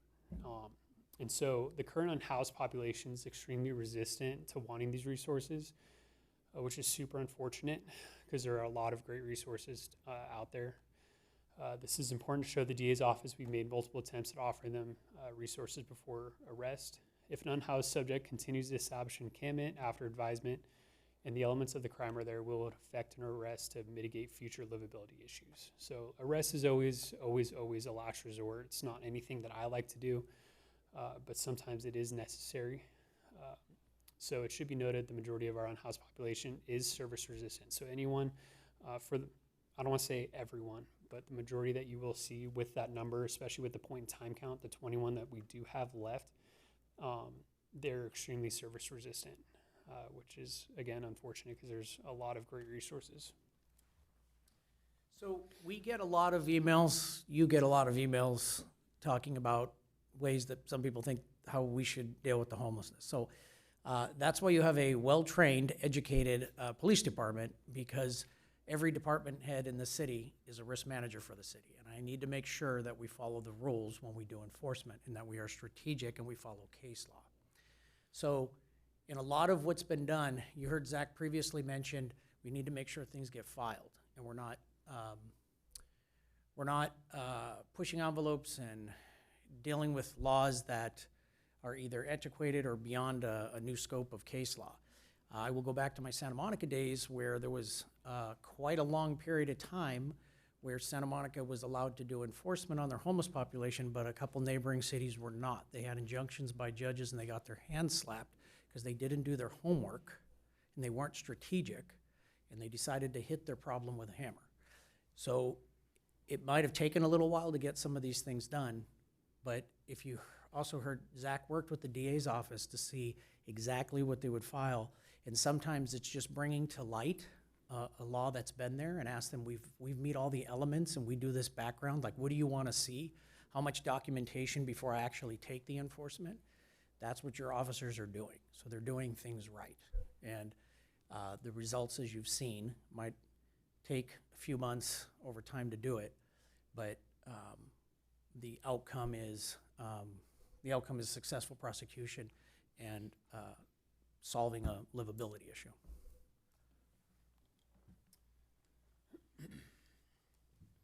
So looking to the future, we're going to continue working with our partners at Backpack Medicine. Every time I have them out, it's always a great time. They're great people. They work hard. They're out there doing the Lord's work, and their job is hard. So they're always fun to work with because they work their tail off. Continue to attend our Ventura County Homeless Task Force meetings. That's with everyone in the county, every police department. It's just a round table with the sheriff included and just how we can help mitigate in this issue and get people help that they so desperately need. Canal sweeps, cleanups, especially during peak winter months. We're going into those months here, so that's important, especially with a few years past with the rain that we did receive. Daily outreach continues to happen. I was out there earlier today behind the Olivera Shopping Center, just continuing to reach out to anyone that appears that they need help. And then continue to foster strong bonds with our local property managers. That's super important to me. I've got everyone on speed dial. I talk to them every day. That's what it feels like. They're great people. And so few photos and some questions if anyone should have any. Before we jump into the questions, I will just remind everybody, you've probably heard me say this before. Homelessness is not a police issue. It's not. It's a societal issue, and it is at the hands of your county agencies, the mental health world, economic issues. There's a variety of things behind it. But your police departments are the first outreach of government, and so it has been handed to us and we've inherited it. So we've had to come a long way over the years on how to address this and how to address it respectfully and compassionately, balancing with enforcement. And if you look at what we've done in the city in the last 2 years, he showed you a heat map of certain areas, but you didn't see Wainimi Road in Ventura on there. You didn't see the Anna Cappuccino Shopping Center, Beachport, because when I first got here, that was an issue. And what was on the right side of that intersection? Surfside Motel. And we went from 22 calls a month, as you all remember, we went from 20-something calls a month to doing the same tactics, addressing the property owner, fencing, mandating security, and we went down to 2 to 4 a month, you know, and that's what it takes. So it's almost like we kind of moved from the beach northbound. We don't have the number of homeless taking showers at the beach that we were seeing. So this is how you do it strategically, but it certainly helps in this town when you have a bunch of dedicated police officers, you have public works, you have community development people, we have housing that helps us get people placed. It is teamwork. And I love that 211 was talking about when they're giving the presentation and they're talking about the family part of this town. Well, it is. We're still a small town. So, you know, what other city can you go talk to an HOA rep from every HOA in your city in one meeting a month? So all of that together is what gets us here. You just have a police department that it's come upon them to take the lead on it. So with that, is there any questions or concerns? Any questions? Yeah, I got Mayor Pro Tem? Mhm. So the HLO portion of your job, is that a collateral duty? Correct. So 1 of 4? Correct. Okay. How much of that do you spend on a daily basis? Just can't be more than 50% of my daily duties due to the grant. So it ebbs and flows with certain concerns. If I have school events going on, other things that fall under community resources, it just ebbs and flows. But Okay. Do you think that the drop, 50%, the ebb and flow, do you think that moves to Oxnard? Or, I think that would be unfair to say, just because also Ventura is also a place where a lot of unhoused people end up because the jail is there. And so it would be either Ventura or Oxnard. Yeah. Okay. So the heat maps. Yeah. I like them, right? I like seeing the heat maps. So for me, I'm a visual person, so we do get a lot of calls. We do get a lot of emails on a weekly, bi-weekly, and someone who, we live in the city, we drive through the community, we walk in the community, so we see it. And, you know, at times I approach it. And I do ask questions, you know, to these unhoused. And, you know, compassion, I really don't tell them who I am. And then first question I ask is, do you know that there's help out there, and has anyone out, you know, reached you? And it seems like they don't want to be bothered. So I was just curious, like, so for deliverables, can we get, like, besides once a year, can we get it at least monthly, or can we get it bi-monthly? Because I'd like to see a constant report. I have a follow-up question to that. In regards to deliverables, what are you looking for?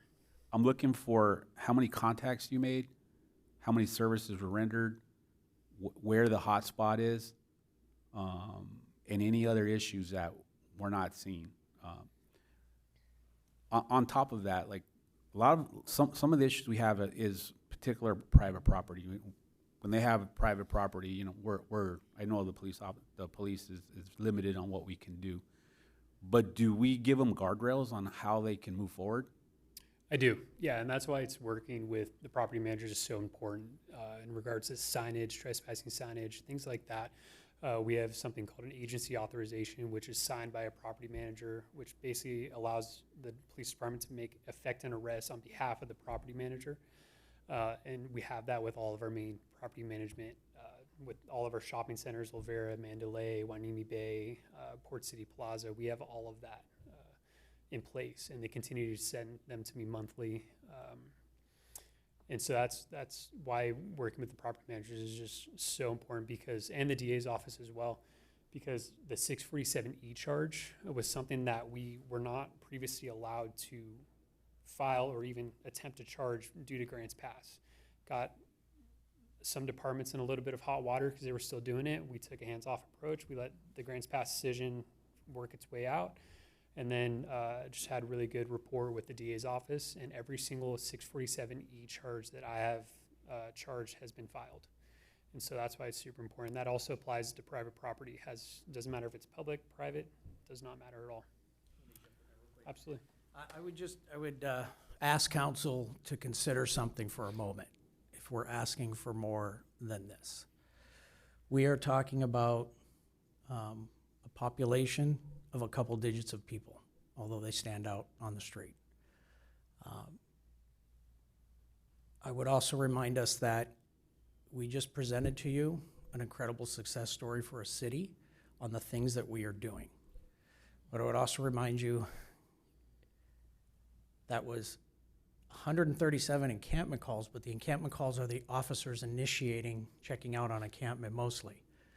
Out of 11,500 calls for service in the city up until this point, folks, only 200 were homeless, were transient related. So I caution us before we think what more, before we take any more staff time to work on this stuff. He pulled a lot of his mornings that he goes out to do enforcement to work on this and pull the numbers. It's usually part of an annual report that we do. We did it back in April. We did a separate one last year and then the annual report, and we realized, why don't we just make it part of the annual report?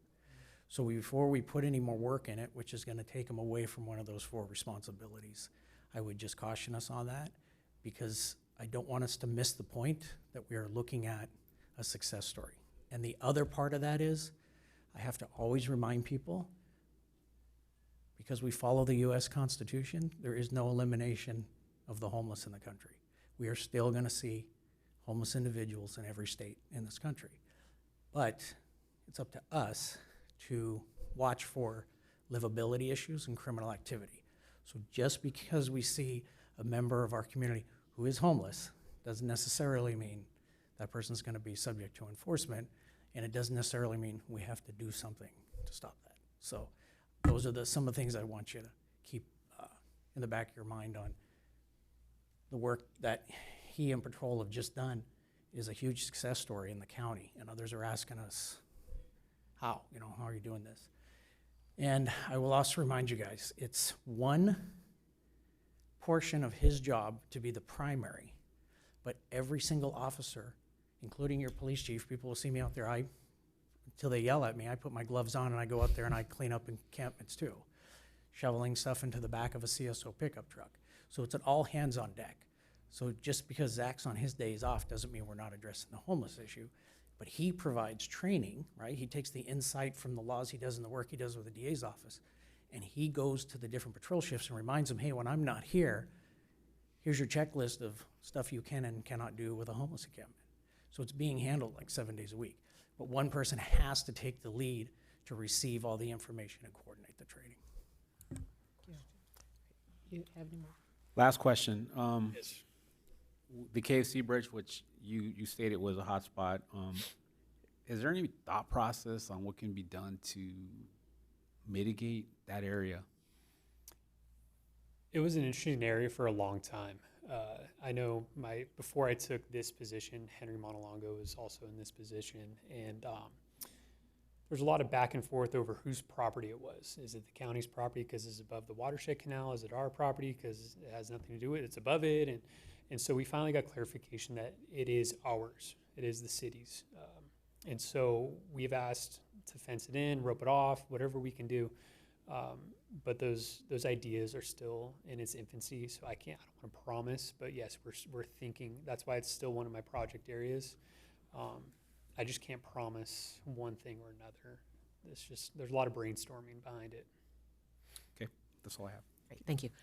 Councilmember Hernandez? Yes, thank you, Mayor, and thank you, Officer Fromm, for your presentation. It was excellent presentation, and every minute you spent investing in presenting, bringing this information to us, I think is well worth it, and I do hope to see more, and maybe in the annual report, because I'm a visual person too. I love seeing the maps, and I love seeing statistics and bar charts and everything, so it's really helpful for us to get a perspective, because we see out there what's happening, and I notice the difference. I've noticed the difference over time. When I first came on board, nobody was doing anything about the homelessness situation in here, and now I see us taking advantage of the resources that are available to us. The county collaboration, the work with the DA's office, the work within our own city that's going on, Grants Pass, all these things have come together to make your job more effective, and of course your hands-on work as well. My question, because we get this question and complaints from the public a lot, and that is, why aren't we doing more, and where's the funding coming from? And I don't believe that we get much funding. I mean, your position is not funded, correct? Correct. Okay. Yeah. So. The hard part is there's so many resources, and everything from Rescue Mission, Mercy House, the VA, Salvation Army. I mean, we could go down the list until we're blue in the face. But it really falls on the individual's receptiveness to be able to receive these resources. So there are some things coming up that will help this issue, especially with SB 43, and I'll talk about that later down the line. Sorry, they're talking to me right now. SB 43 will give us a little more teeth, just like Grants Pass did. And so it's being implemented in a few counties, San Luis Obispo County and San Diego County. It just changes criteria for the term gravely disabled in regards to 5150. And so that would include anyone that has drug issues and stuff like that. We can essentially, as a last resort, force them to get help. Taking them to hospitals and stuff like that, if they may not be receptive to receive that help on their own. So once the county implements that, we're still in the infant stages of that, and I do sit on the board for that SB 43 council. It is coming. I just can't say when. I just don't know when. So, but once we have that, I think that'll be a tremendous resource for our team. So. And yeah, that's exactly the collaboration I love seeing. I mean, you're at the table, you're attending those meetings. Thank you for coming to our HOA meetings at Las Palomas. Yeah. I get great feedback from my neighbors there that you're really helping, because we have people showing up, jumping the fence and getting into the pool and breaking into our clubhouse. So thank you very much for that. And the pattern of warnings, I think, too, is been a singular improvement over the years, is having backpack medicine folks come out once a month. Before it was like maybe once a quarter or once every 6 months. So thank you for that. Absolutely, thank you. Okay. Are there any other questions? No, go Can ahead, I just City Manager. note a couple things? And I think just to reiterate some of the points, but it's funny because we probably get different types of calls and emails than maybe the police department does on this. And so I think one of the things that I hear a lot, and we've talked about it a lot, is that people tend to call or email me and say, well, I don't want them to be arrested, but I want them to get help. So how can you force them to get help? Right. And I think one of the things I really appreciated with this presentation, and that I was glad that we included, is that there is help for anybody who wants it. And that's actually a real kudos to our city team, but also to the county team, the whole county team, is that if somebody's willing to take help, the resources exist. And I think it's interesting that we timed it today with the 211 presentation, where if somebody needs help, they can call and they can get help.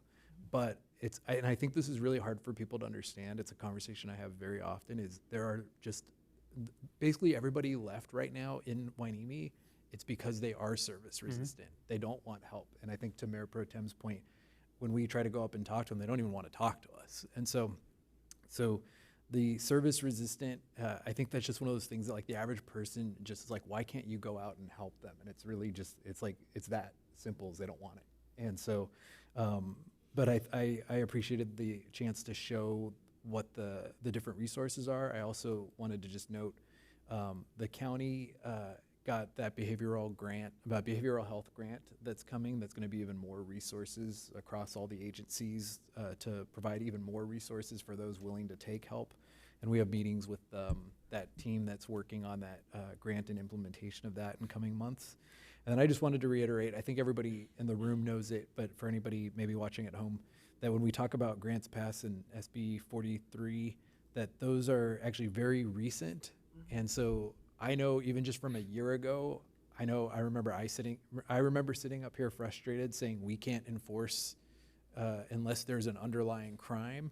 And I was reminded, I've been saying that for so long that I was reminded by Officer Frum that actually now we can, because Grants Pass went into effect and because we worked with the DA to actually put that into place. So some of these things we're talking about are like very recent, and I think the change people have seen over the last 5 to 6 months really is reflective of like we now have more tools than we had a year ago. And it feels like we're on that trend, and I think that behavioral health grant will continue that trend. So, and then just the last, very last point is just reiterating, I know I've heard from property owners and business owners who are thanking the Officer Frum and the team for helping kind of work together. And I keep telling people the county, our team, and the property owners, if those three are working together, it's working. And so we talked about the car wash just being sold, and by the time I heard, I called Officer Frum and the chief and said, hey, the car wash got sold, let's connect with that property owner. And they already had a meeting set with them. So they literally met, I think, 2 hours after I found out. And so it's happening in real time. So just kudos to the team. Thank you. Okay, so let's go to Council Member Perez and then Hernandez. We're just going to take questions because we have to go through the public So you comments. brought up a point about behavioral health. At one point in time, they were looking to put in a behavioral health, mental health here in Port Hueneme.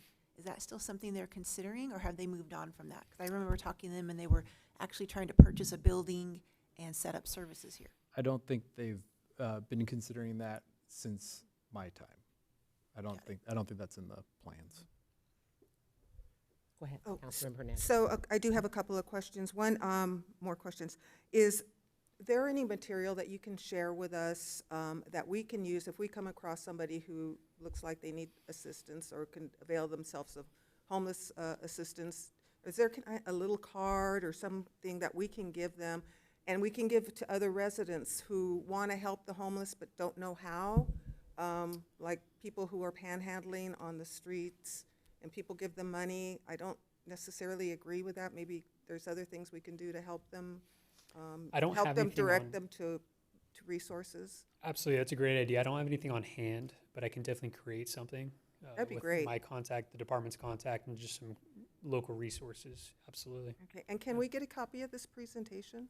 Absolutely, yeah. And the plug for 211, who was here today too, is they will always tell you if somebody needs help, remind them to call 211. Georgiana, Yeah, sorry, got some Mayor. little And cards just a there. reminder, they did drop off cards for you that I'll be handing to you guys, so you'll have that available.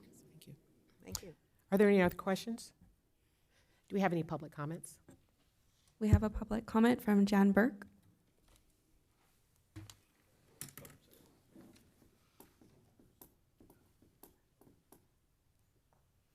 Good evening, council members, staff, and neighbors. I just want to say thank you.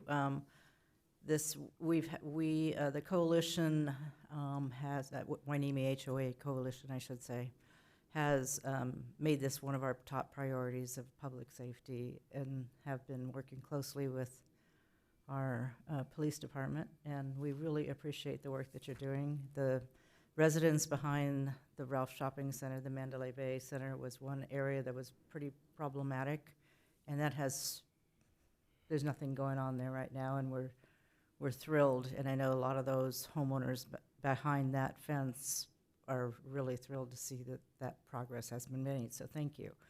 And we're great, we just had a HOA meeting last week, and we got an update and got to hear some of this, and we're very proud of our city. We really appreciate the work that you all are doing on it for our public safety, and want you to continue to doing that, so thank you very much. That concludes public comment. Okay. You have another question for staff? Yes. Today I noticed that in the shopping center near the IHOP, there are portable generators with what I think are cameras. And is that kind of the property owner cooperation that you're talking about? Absolutely, yeah. I'm currently working on getting access to those cameras so that we can just be able to tune in at a moment's notice if we get any calls. They have speakers on them so that property managers can say you're trespassing or you need to move beyond, back to the sidewalk. It's a very advanced system. They've devoted a lot of money. I don't know if that has something to do with the new tenant that will be going in there pretty soon, but they've devoted a lot of money to that project. Yes. Are we ready for comments or? So let's go ahead and do the motion. This is a receive and file. So let's, a motion and a second to receive and file. Move to approve. Then we'll go to Second. All right, now we're at discussion. So Yeah. Yeah, if we go back to 2017, then to remind some that we may have forgotten, but remember there was 150 people living on the beach. And those persons were traversing to the pier to shower. And that was the starting point of the critical homeless problem. And so a macro view and looking back and the county, the establishment of backpack medicine, all these things coming together, and now to see these successes that we have, and also getting the police chief from Santa Monica, I think that helped a little bit too. FYI, I was in Santa Monica on Saturday, and things are pretty nice down there, and so it's really, really nice to be up here and to be able to celebrate the successes that we're seeing, and we know they didn't come easy. And it all started in 2017, and I don't know if a lot of you remember, but they had to send heavy equipment down on the beach to eradicate 150 people who were living on the beach. So wow. I think it's just really great what's happening, and just keep up the great work. Thank you. Thank you. Any other comments? Yes. Thank Councilmember. you, Officer Frum, for your presentation, and thank you for all the work that you do. You're one man who does a multiple jobs, and we are a small city, and our police department is each 3 men takes up a different shift. So that's not a lot of hands to try to oversee 22,000 people and all the problems that we have to deal with, and all the 11,000 calls that come in throughout the year. So I appreciate the tremendous amount of success that we've had for such a small department, and being able to think critically and proactively instead of reactively. And I think that you're doing a great job. And in hindsight, we're a small city. We don't really have a big problem compared to a problem. But I know in our residents' mind, it is a big problem because it annoys them and it's a nuisance. But, I think we have it pretty lucky compared to a lot of places. And we just need to do something about those nuisance ones that don't want to go anywhere. So keep up the great work. We're working on it. Thank you. All right. Mayor Pro Tem? So I have my comment is, like the broken glass syndrome, where you continually see something and then you just get conditioned to seeing it, and then next it's there and you just don't look at it no more. I want to thank you for your efforts. It is apparent that what we're doing is working, and I like the collaboration between the agencies and the private property owners, so I appreciate that, and the team that's actually helping you, the officers. So I appreciate the efforts. Let's not continue to lose focus, continue getting better and looking for ways to improve. As always, we're a public service entity, and it's unfortunate we do get a lot of calls, but it is getting better. So I thank you for the help on Absolutely. combating this. Thank you. Great. Let's go to a vote if there's nothing else. All in favor? Aye. All opposed? Hearing none, motion passes unanimously. Great, Thank you, thank you, everyone. Officer Frum. We appreciate you and Chief Federico. Okay, let's move to item number 11. This is Reach Wainimi donation for Police Department K-9 unit. Will staff please present the report? And will you take that?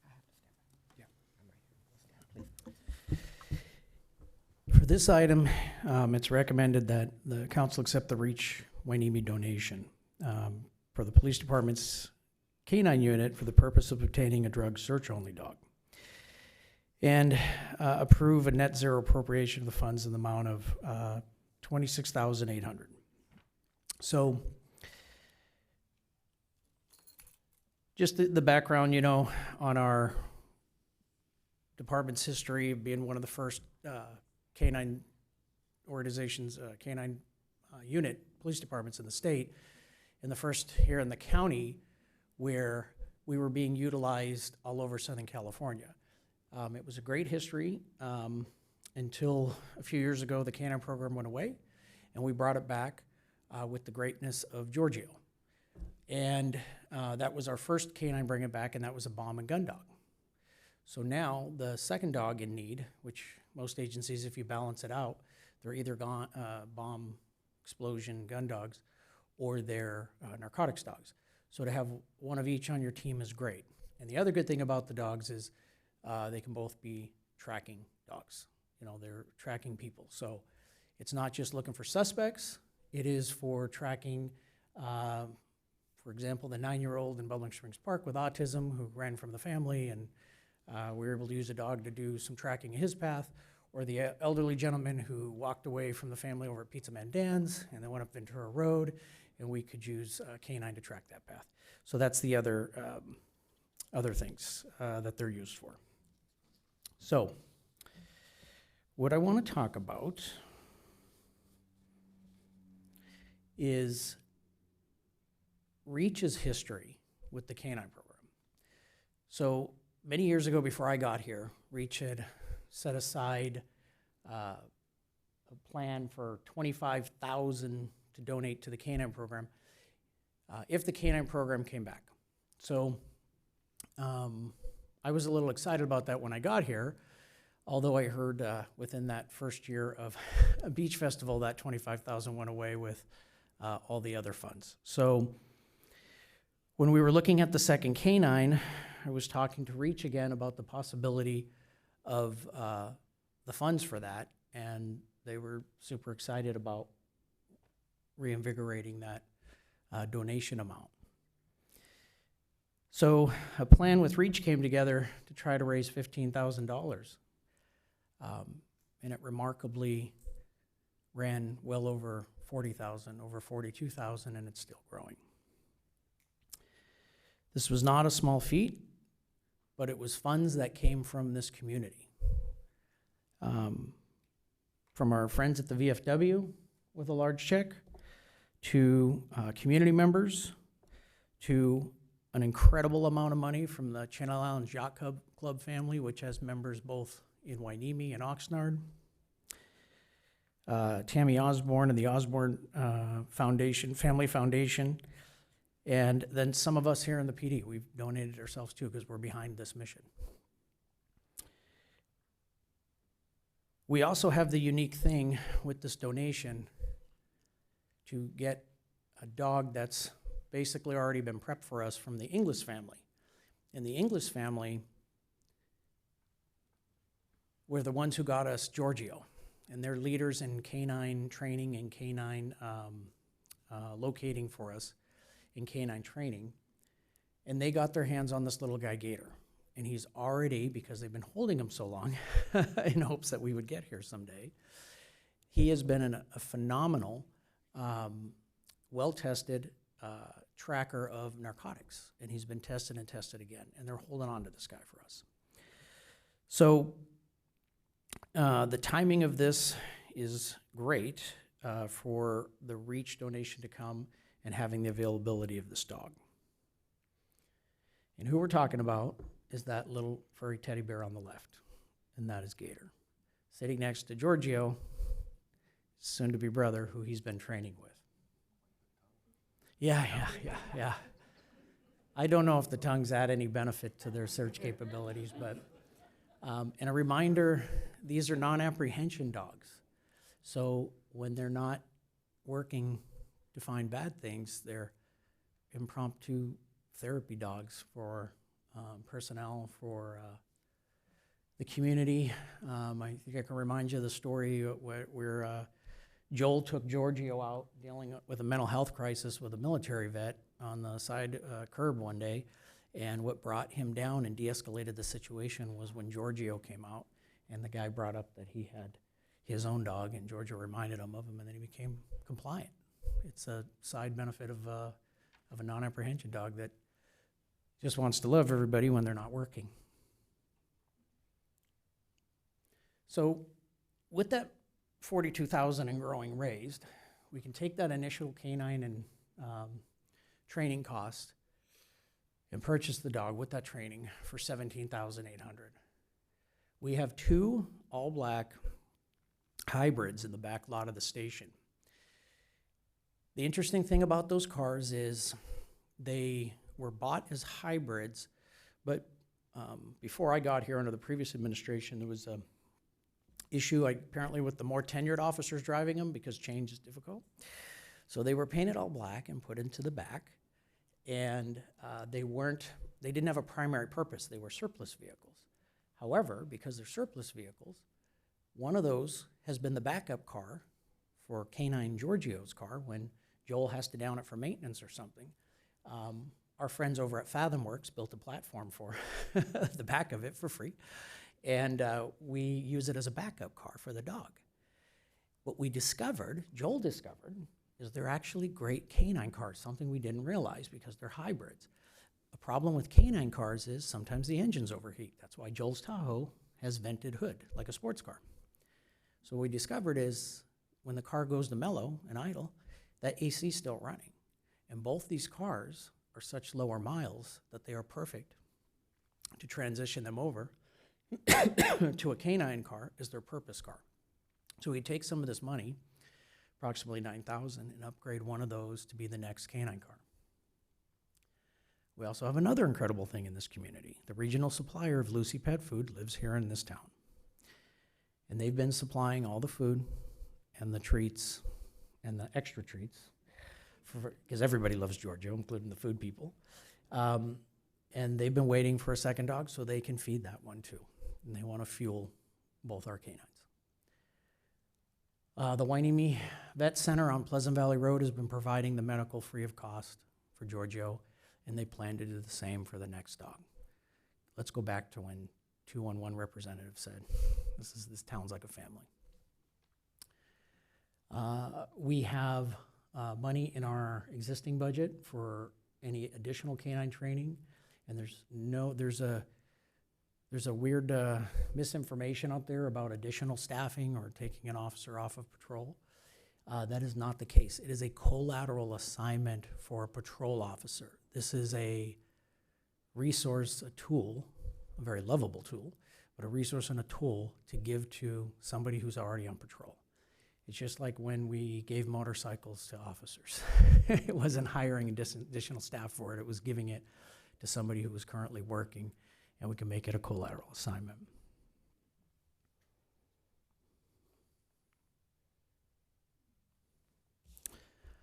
James, do you want to add some of this stuff to it? So, with this, I just think we are at the ideal opportunity. I think the fundraising was very emotional for some of us. There were families who lost, one family in particular, I won't mention their name unless they wanted to come here and speak, but they lost their son to a fentanyl overdose in their local family. And they gave us a check, and the dad, with very teary eyes, handed us a check at one of the fundraisers. Several other families came forward for the same things. One of them talks about their child that their young adult son they haven't seen in a while because of drug use and being gone. So if you remember from the human Services Agency presentation. At a recent council meeting, we were told that our drug overdose deaths have more than doubled in this city, whereas in other cities, they're going down. So we're asking for your help here to help combat that. We're making as many arrests as we can, and we are searching out there for drugs, and we're trying to stop what we can, but none of us are as powerful as the nose of a dog. So we could use your help.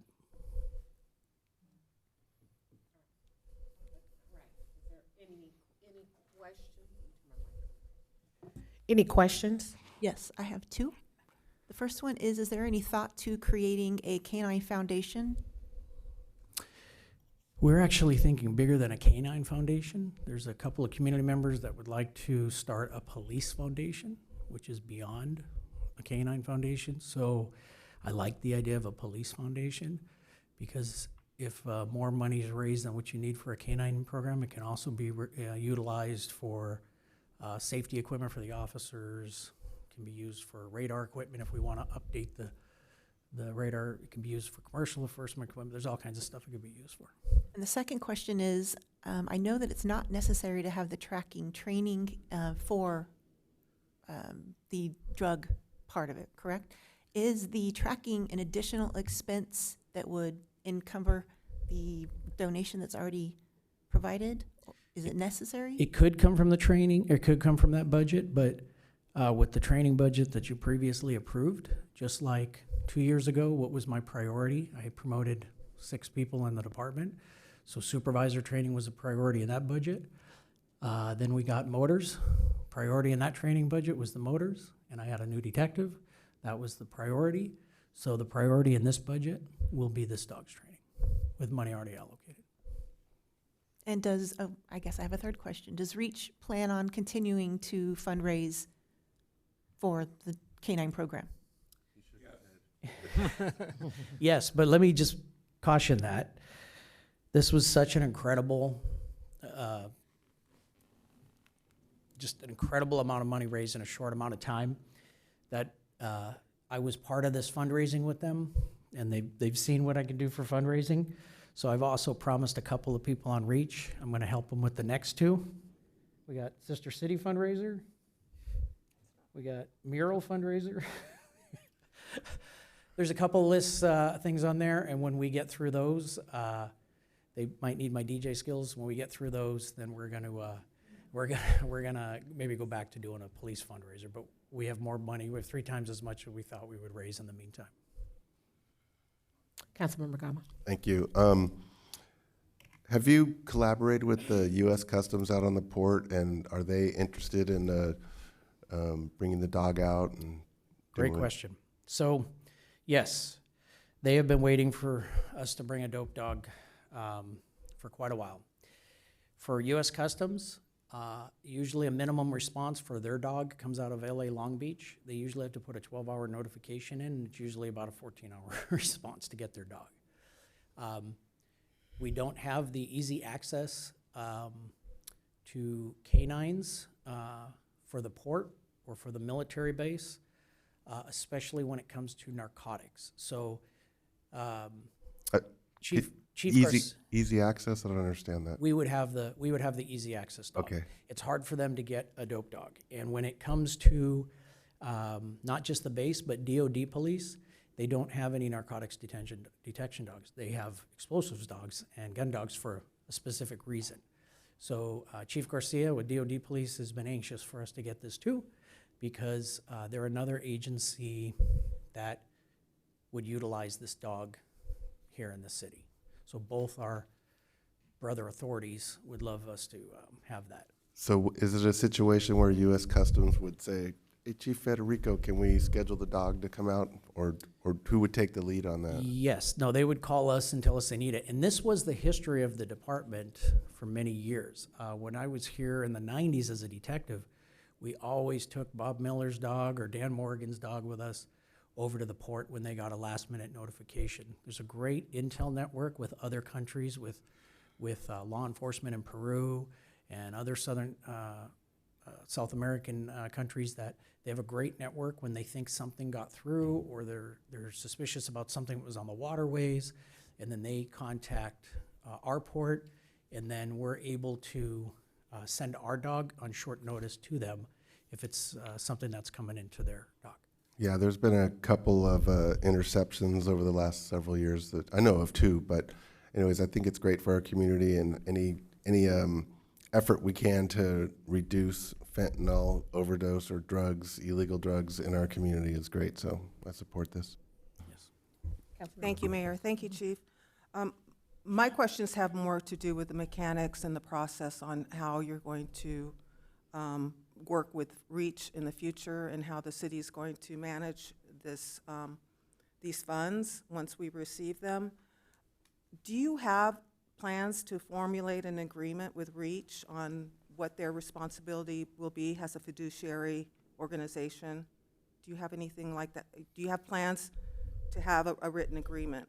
I don't think we've told them that they have to be the future funders of it. If they want to continue to do one with us, we could. But they're holding the money, they're holding the donation checks, so they're acting as a fiduciary for these funds, and along with that comes some responsibility. So I'm just wanting to see that there's some kind of agreement between the city and REACH on roles and responsibilities on who's going to, how the money is going to be delivered to the city, who's going to be responsible tracking, who's going to work with the donors if they want information, because they're taking on some burden with the administrative handling of this money. So I think an agreement would be an appropriate thing to have. So are you talking about this current donation? Like, the idea for this donation is the $42,000 and any monies that would come in through the end of the fiscal year, because the word's still out there and there's still people wanting to donate. Sure. So are you talking about this which one? is even more reason to have some kind of agreement so they understand what their roles and responsibilities are and what the city's roles and responsibilities are. And I'm not saying that this would be a reason not to approve the dog. I want to make it really clear that I am supportive of a second dog, but I want to make sure that we're doing this the right way. Sounds good. So luckily we have a super smart city manager and Right. one of the brightest finance people I've ever worked with over in finance. So Can we just turn it over to him work it right now, out. real Yeah. quick?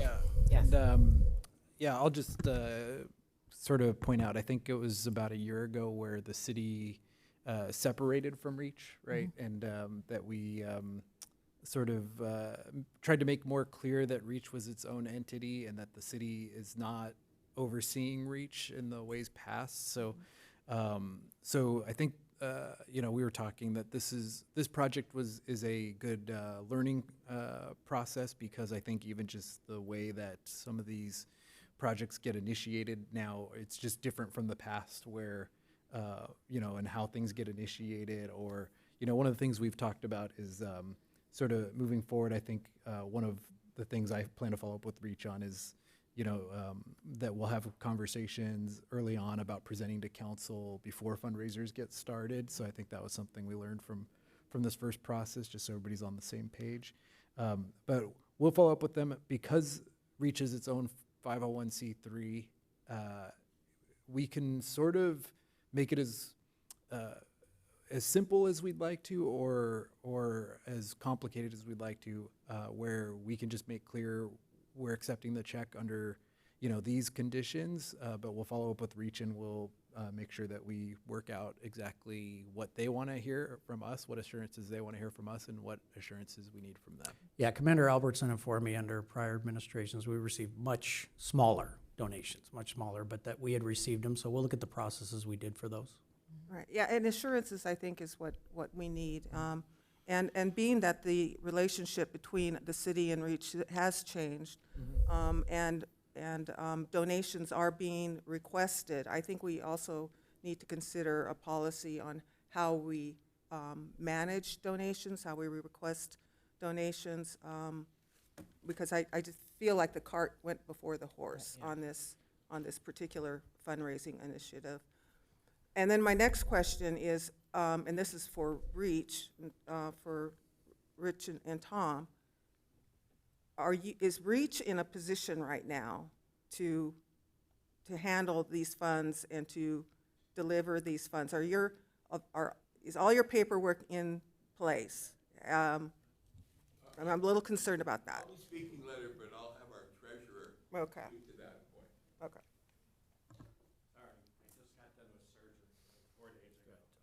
Thanks for being here, Tom. He knows my ears all swollen. So, yeah, hi, everyone.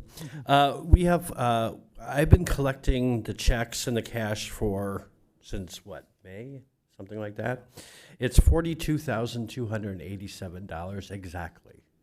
I have copies of every checks.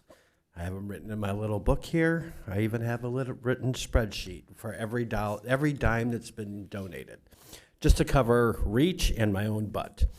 I can write you a check right now. I actually brought the checkbook if you want it. So I'm ready to go when you're ready. That's a yes. That's a yes. What's that? I said, I guess that's a yes to that. So yeah, we can cover that. I've been kind of, Rich made me do this. Rich voted me in as the treasurer, so I've been watching all the cash, and I'm really adamant about making sure every dime and everything is accounted for. So we're good to go. Great. Good to hear. Great. I have no more questions. Okay, great, thank I you. have questions. Go right ahead, Mayor Pro Tem. Okay, so I have a few questions, but I just want to make a quick comment with this is a tool, and it's a valid tool, and it would actually help our resource officer as well on the other end. Do we have someone identified already who this handler is going to be? Yes, we did open up testing out of the anxiousness of the personnel. And Officer Joseph Tubbs, standing back there behind me, is hoping to receive this dog real soon. Anxious. So are we going to have to update the MOU at all to identify this new collateral duty? No, it's already in there. Canine handler's been in there for years. So Officer Tubbs, by him taking this particular position, is it removing him from the cycle? No, canines are part of operations, part of patrol, so they just rotate through the shifting. And if you recall, in the last MOU you all signed for the PD, POA is so supportive of this that they did agree the canines can go to the overlap shift out of the sergeant and patrol, and that allows them to be overlap cars. So we have them on during the highest time of calls. Okay. So the vehicle you talked about, the hybrid, is this a lease vehicle or is this a owned vehicle? I don't think we're gonna, that's a whole nother discussion for there. I think they're all owned at this point, and it was a smart move by our city manager there that to give back any leases with low miles on them actually wouldn't make sense if we're already to the point of paying them off, but that's a whole nother discussion for him. So in other words, yes, it's an owned vehicle. Got it. And actually, the great thing about that is we didn't put any money up front for these. We leased them until we own them, so. So the training that Officer Tubbs is going to take, is it going to take away from any other training that was on tap, that was already allocated, budgeted? No, and because of, again, timing is perfect. Reason why Officer Tubbs was selected over other officers is he's donated a bunch of his time to go out there to the training. A lot of guys like to go with Joel when he goes to his training days. They volunteer their time. He's already built some proficiency, and again, the Inglisses have been holding on to this dog forever, that he's probably not going to be a 4-week training, he's going to be a 3-week training. So it not only is the training built in on that first, but it's talk about the opportunity to get a dog that's basically going to be on sale. It's going to cost us less.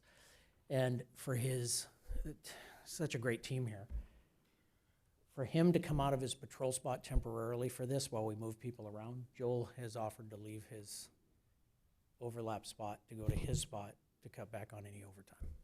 That's what this team is doing right now. Got it, yeah, because what I was thinking is, another question I had, was there a likelihood that we're going to eat more overtime with this? Not with the 10.5-hour days that they just got in their MOU as the overlap. And no, for this training, no, Joel's gonna step into his spot. Got it.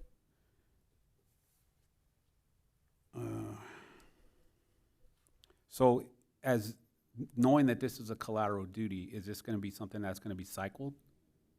Or is he gonna stay there permanently? Oh, no, years down the road, you can. There's a whole nother discussion. So years down the road, if you wanted to promote or go to something else, it doesn't mean that you can't promote to like senior and you keep the dog. That's been done. I think Rope Jr. went from canine officer to senior and he kept it. If you wanted to leave to go be a detective or something, that's a different story. Then you have to make the hard decision. Do you want to give up your little buddy? Or in past, sometimes you pay the city for that dog and then the city goes and gets another one. A lot of canine handlers will take their dog.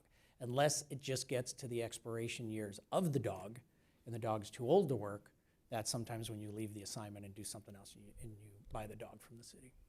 Got it. So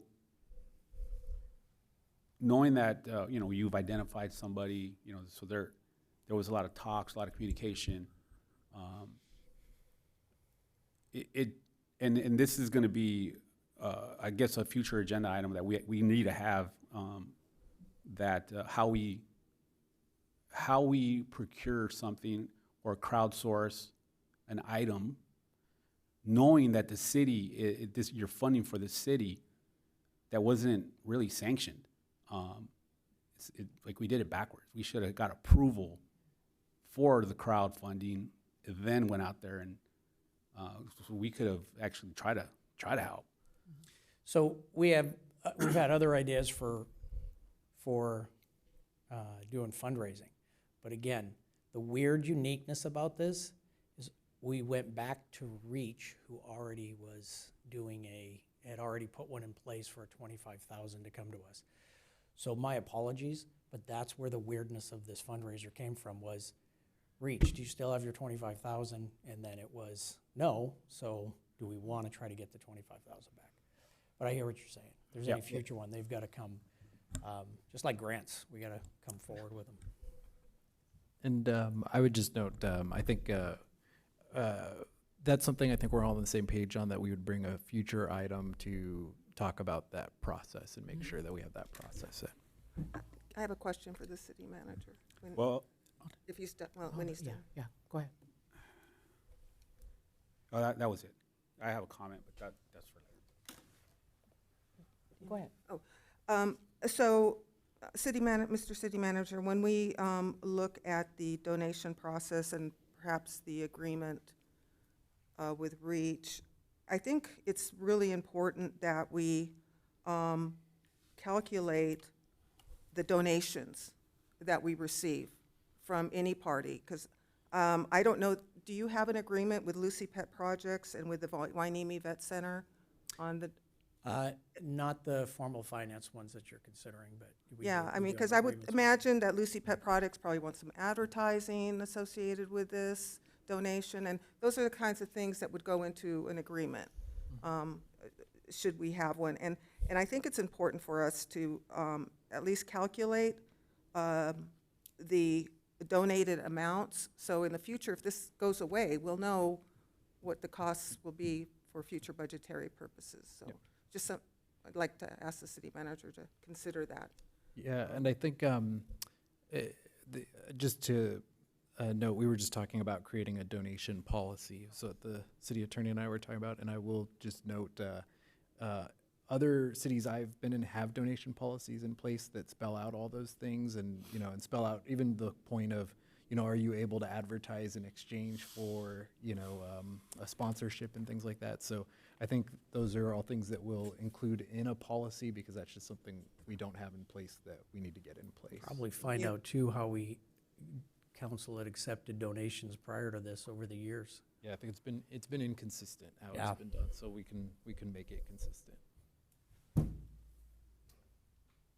Councilmember comment? This is a real positive thing. I feel like I'm attending a funeral right now. So everybody, can we just celebrate the fact that our community raised $42,000 to try and prevent drug overdoses, to locate and apprehend people that may be bringing drugs through our community? So I'm excited. I'm happy. Let's get some smiles up here and be happy. And let's do it again. And thank you, Rich, and Tom, and everybody that helped in this, and I think it's a great day for Hueneme. Okay. You have a question? No, I'll wait for the comment. Do we have any public comments? Yes, we have public comments. First will be Becky Burning, followed by John Medlin.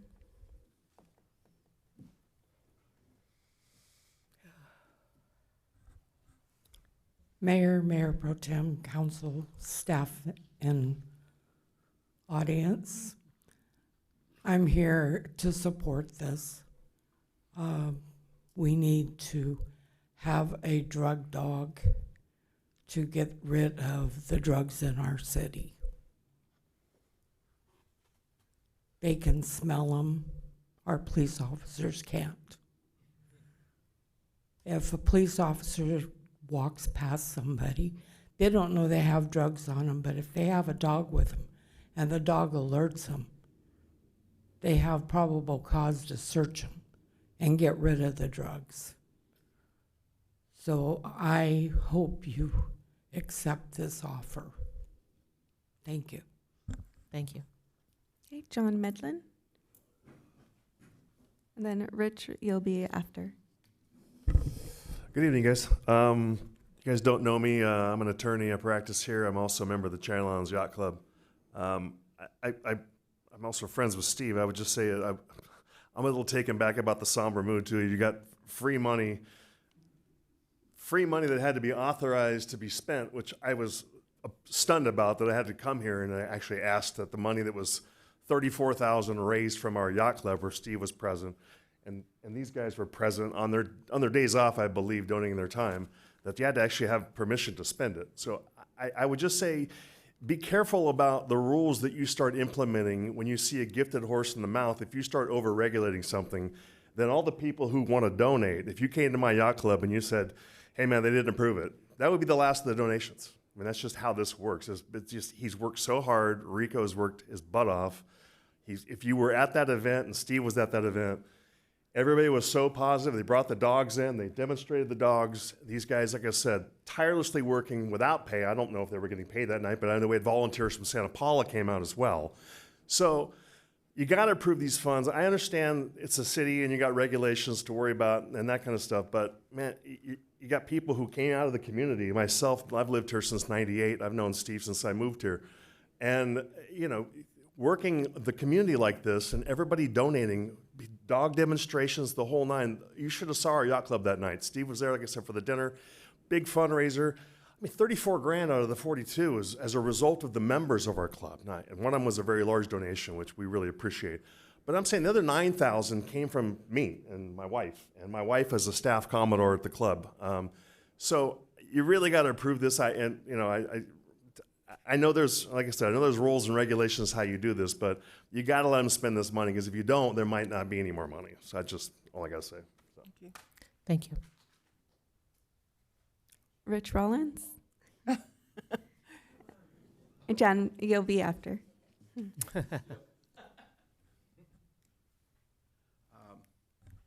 just wanted to let you know, as President Reach, I've been really proud about being a part of this project.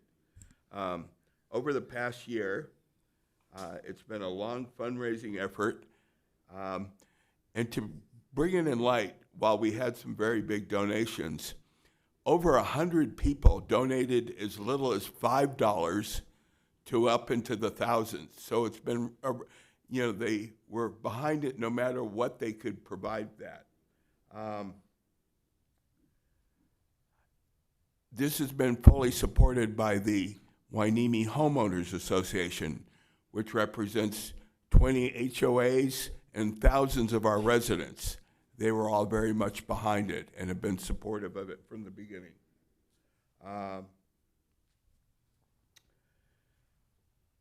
with the tight city budget that I'm fully aware of, this effort will provide a net zero effect to our city budget.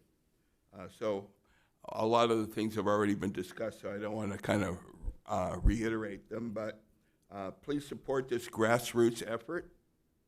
Let's make our city even safer by reducing these crimes.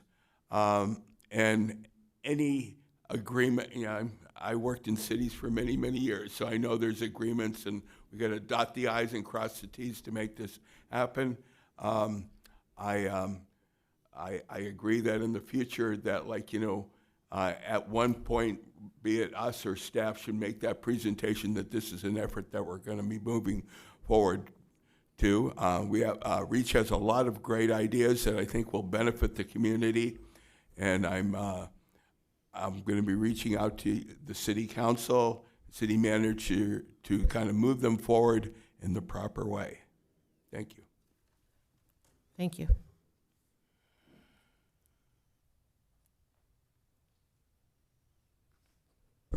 I want to echo the enthusiasm.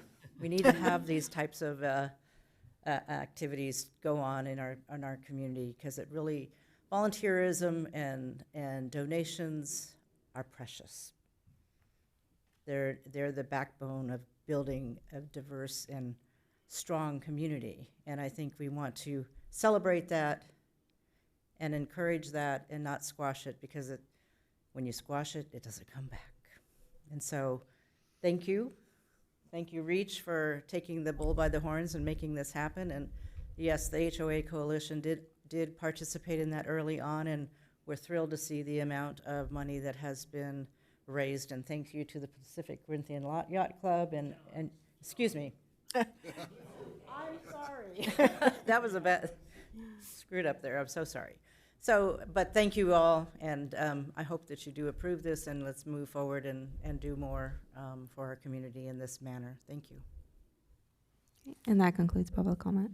Okay, so let's move on to our recommendation to accept REACH Hueneme donation for the police department's K-9 unit for the purpose of obtaining a drug search only non-apprehension dog, and approve the net zero appropriation of funds in the amount of $26,800 to the general fund. Is there a motion and a second? Move to approve. Second.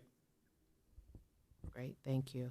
I'd like to invite discussion. Any discussion? I have a comment. Go right ahead. So to some of the public comments, I am the reason why this is here on discussion as it is. And it probably would not have ever come forward had I not brought it to discussion. And there's a couple of reasons why. The first one is it was not approved. It needed to be approved. This council had not approved a second dog.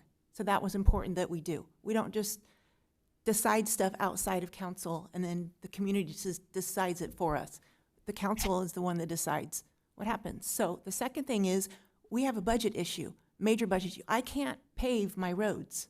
So I needed to make sure that the money we had was going to cover the money that was donated. And believe me, I'm 100% in support of a dog. I love the fact that we're getting a dog. I appreciate the community support, but I have a fiduciary duty to make sure that we have an appropriate budget. And we don't have enough money to pave our roads. So I needed to make sure that the money was going to cover the full cost of the dog. So that is why we are here today discussing what everything is, why it is. So with that being said, then we move forward. But you can't criticize us for having a conversation and wanting to know the details when you don't know what we're doing on this side. We have to make decisions, infrastructure decisions. I have to delay so many infrastructure things that are important to the city. So looking at a dog wasn't a necessary need compared to making sure we have appropriate pipes for our water or whatever other infrastructure we have to set aside. So that is why this is being here. This is why it's being discussed, and this is the questions that I needed answered. Is the money going to appropriately provide for the dog? Because we do not have the money in the budget to do so. So that is what my comment is. And then my comment is, I keep hearing the 26,000, but there was 42,000 raised. Why is that little discrepancy? We already went through questions. It's okay.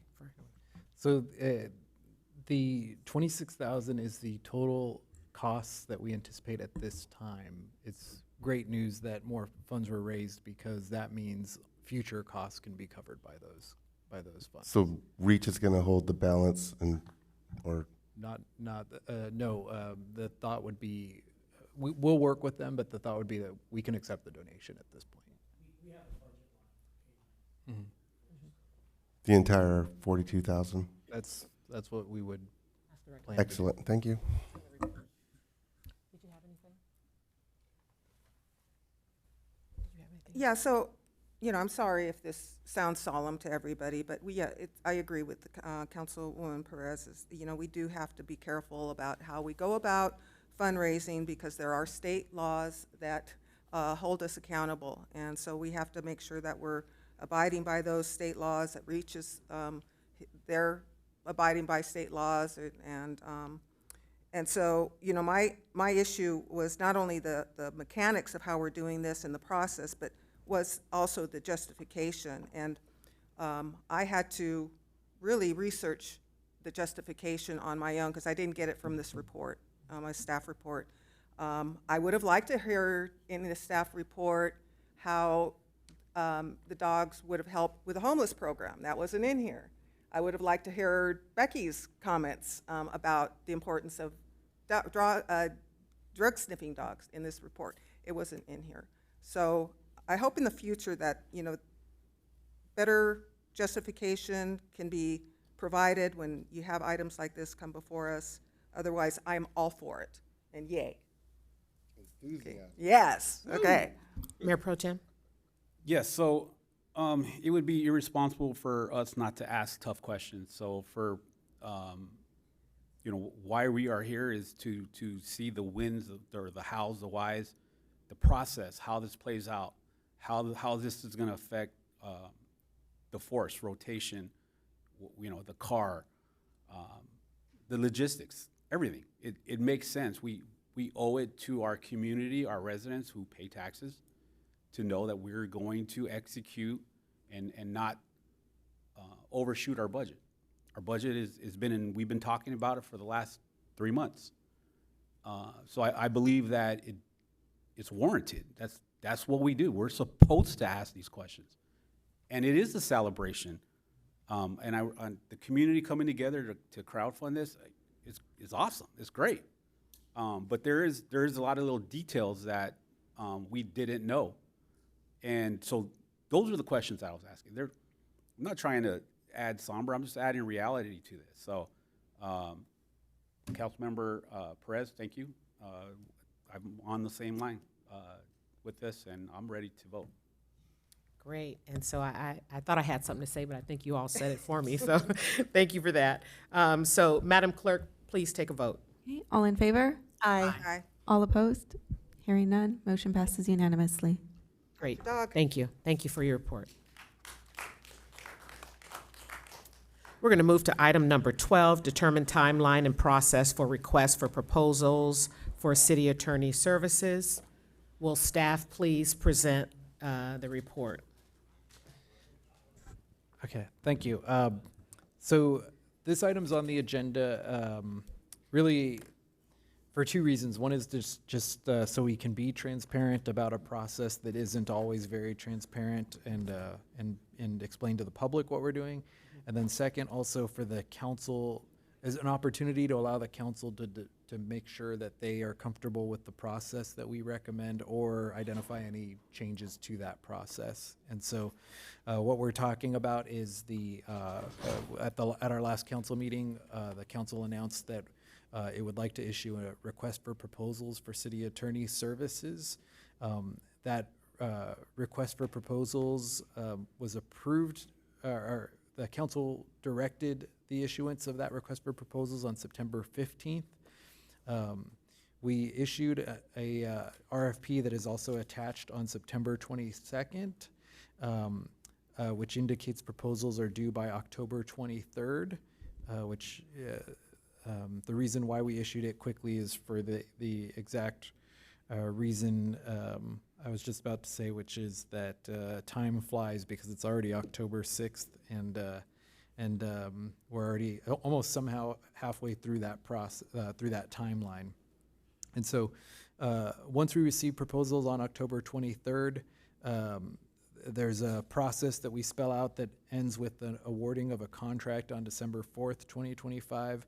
But that process, it's important for the council to determine that its process for review of the proposals. And so, so what we currently propose, what was proposed in the staff report, is a fairly standard process. Because the city attorney works with and for the 5 council members, staff recommends that all 5 council members be essentially the review board of the applicants. Like I said, we want to be as transparent as possible with the process, but typically reviewing the candidates and then potentially interviews are done in closed session to respect the privacy of those people that are applying for the position. So we recommended holding a closed session the week of October 27th. Right now, the date that works, I think, on most calendars is Tuesday, October 28th at 5 p.m., whereby, so essentially October 23rd, we'd share all of the applications we received with each council member, and then we'd meet on Tuesday, October 28th to review the applications, proposals. And so then the next step in that process would be, at that time, the council would select applicants and proposals to proceed to the interview phase. We recommended scheduling a special closed session meeting the week of November 10th to interview those candidates. The date that's available on most calendars right now is Thursday, November 13th in the evening. I think we're looking at 5 to 8 p.m. And then we could potentially have a second date depending on how many candidates there are, but for now we were planning to have the one date. And that gives us 2 weeks between the review of the applicants to the interviews. And so that's the process we recommend, again, with the council being both the review board of the applications, the recommended review board of the applications, and then the recommended interview panel as well. So it would be, both of those would occur in closed session with all 5 council members. And then just to explain the timeline and why we were trying to get the proposal, the RFP out quickly, is that our current agreement for city attorney services expires on November 5th, 2025. With good news and a thank you to Joan and her firm. The firm has agreed to continue on a month-to-month basis if there is the need at which we estimate that we would have a need for probably 1 month, potentially maybe a second month by going through our process. And so as stated, one of the reasons this is on the agenda is to allow the council to decide if that process works or if there's any desired modifications to that process. So with that, we're happy to answer questions. Are there any questions? Councilmember Hernandez?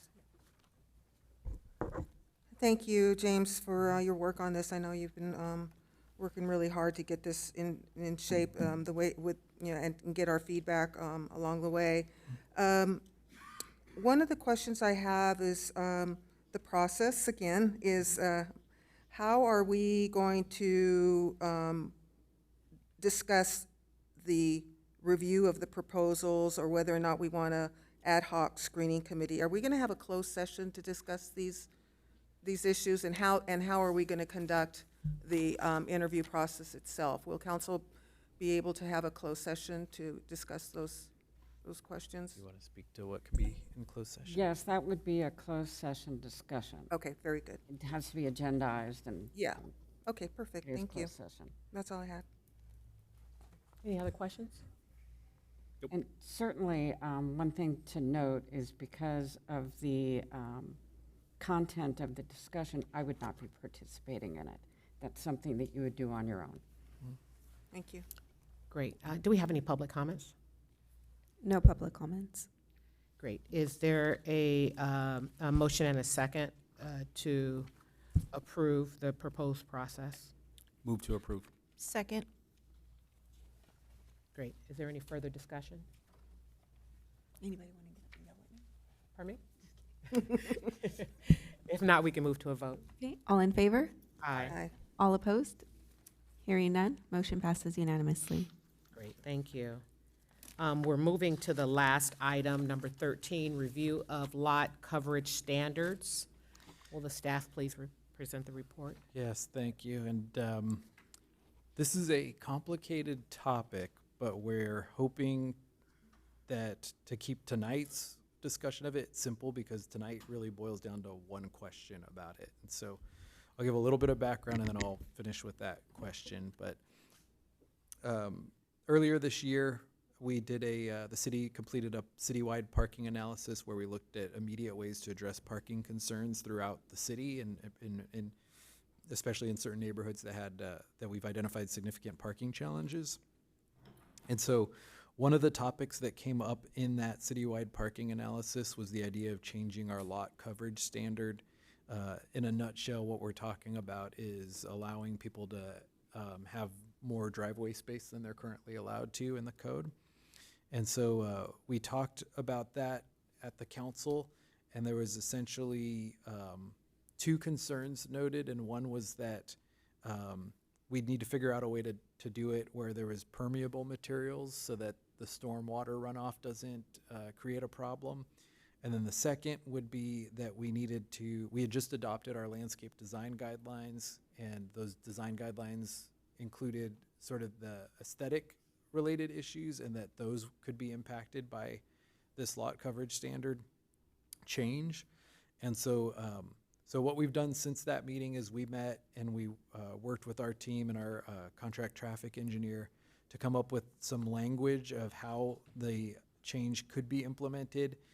It's in the packet, but the gist of it is that it would the code would allow an additional 20% of the front yard area in addition to the prior allowed 50%. Potentially an additional 20% could be used for storage or parking of operable vehicles. If a permeable or semi-permeable material was used to allow for the water to percolate. And so that's what we've come up with as a potential change, and that addresses the stormwater runoff issue. And so now really we want to boil it down to there's one question at this time, which is the next step would be we would work with our contract landscape architect on building it into the landscape design guidelines. And we are working with the landscape architect on a couple of things that when we did the landscape committee and the landscape design guidelines, we had talked about some things that we were going to be working on in furtherance of that. So we are going to be working with him in the next few months on some of those items. And so the reason why we're coming to council, though, is to do that and to work with that with our contractor and build that into the guidelines. It is an estimated cost of about $10,000. And so we have some budget for those services, so we have budget available for it, but essentially we wanted to come back to council to basically make sure that the council was on board with the idea. Otherwise, spending $10,000 on something that's a non-starter wouldn't make a lot of sense. So the simple question tonight is just if the council is on board with the idea of us working with the landscape architect to build that additional front lot coverage standard into our landscape design guidelines. And so if the council agrees with that, we can move forward with that. And then the landscape design guidelines would come back to council probably 4 or 5 months down the road with this built into that. So I tried to keep it simple. Yeah. Okay, so yeah. I think we were at 40%? 50%. 50%. And so when you say permeable, so now you're going to take it from 50 plus 30 to 80? No, 50 plus 20 to 70. Okay, I did write 70. My notes right here. Yeah. So permeable being crushed granite, or what is permeable? Yeah. Am I saying that right? Permeable. Yeah, it could be, yes, There's, it could be things like crushed gravel and things like that. But it won't be concrete. It could be concrete. It could be, Concrete if you have squares. Yeah. concrete with Yeah. drainage or, Yeah, I think specifically the concrete squares idea was discussed of where there'd be the permeability on. oh, so you have Gap. a gap so the water could Yep. trickle down. Yep. And your question is sort of what we'd be working through with the landscape architect, would be putting together some examples of what could be done and how it could be done. And are we looking at other cities? And I think, it's, of course, Hueneme and Oxnard were kind of integrated. And so if you lose track of where the alleys are, then you may think Oxnard is Hueneme.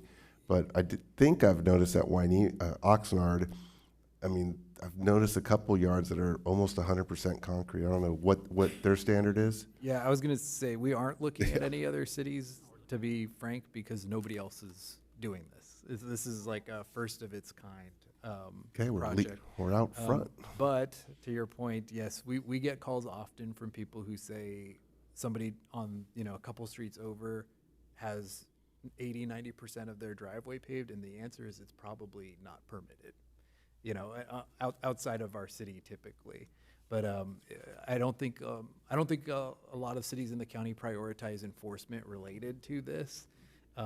We're fortunate in that we have, I think, most members of our community come forward to get permits, but then that means they get the rules, and the rules right now is the 50% limitation. So there is no, let me try to answer that simpler, is that Oxnard doesn't have a more expansive rule than us. And so if you see it, it probably just means it wasn't enforced. So, Okay. yeah. Yeah, so can, just help me understand, if the extra 20% Mhm. can be cement, and that's 70%, then why are we holding to 70%? Because that's just leave 30%. I mean, what do you do with 30%? So the 20% can't just be straight cement. Okay, It that's has what I'm trying to understand. It has to be that. permeable. Oh, And the okay. reason being that there's really two concerns, right? And it's aesthetics and the look, and but then the second one, which is really the technical one that we have to take care of, is stormwater runoff. And if people just pave their whole front yards, Right. then our storm drains become overwhelmed. So the idea with this is allowing the permeable material for that 20%, still making sure that there's 30% that has complete permeability, and then 20% that's at least somewhat permeable still. I see. Yeah. Question. Yes, go right ahead, Mayor Pro Tem. So, what I noticed is you don't need a permit to concrete your front yard if you're going to stay within the 50% guidelines in our current environment. So, what's been going on in the community is code enforcement has been really hot and heavy with our residents, and they take aerial views of your front yard and they come back and say, hey, you're at like 60%, you need to remove your concrete. And so this is one of the top 4 items that always hits my inbox or my social media accounts. And it is an issue.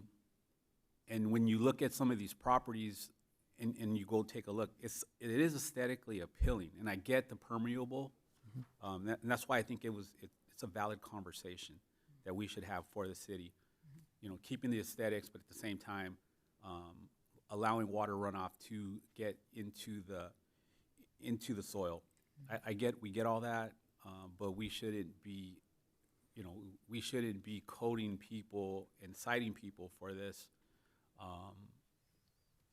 So I think by going to 70% permeable, I think we satisfy both things. And we address the parking, we address aesthetics, and I think it's a win-win for the city and our residents.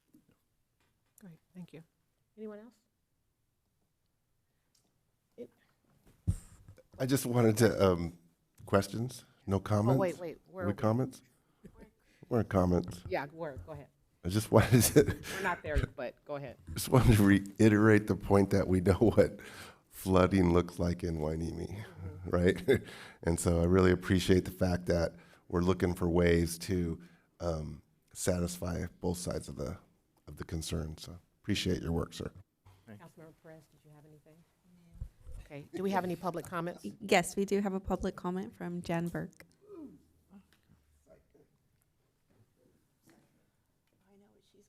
Been busy tonight, sorry. Okay, so I just wanted to ask for you to tread carefully. I was on the landscape committee as we developed the guidelines, and I think that the aesthetic is not, it's not just the aesthetic. It is there is certainly a big part of that, but I think that we also need to be cognizant of the fact that the water that is that does go into the ground, even 50% is risky.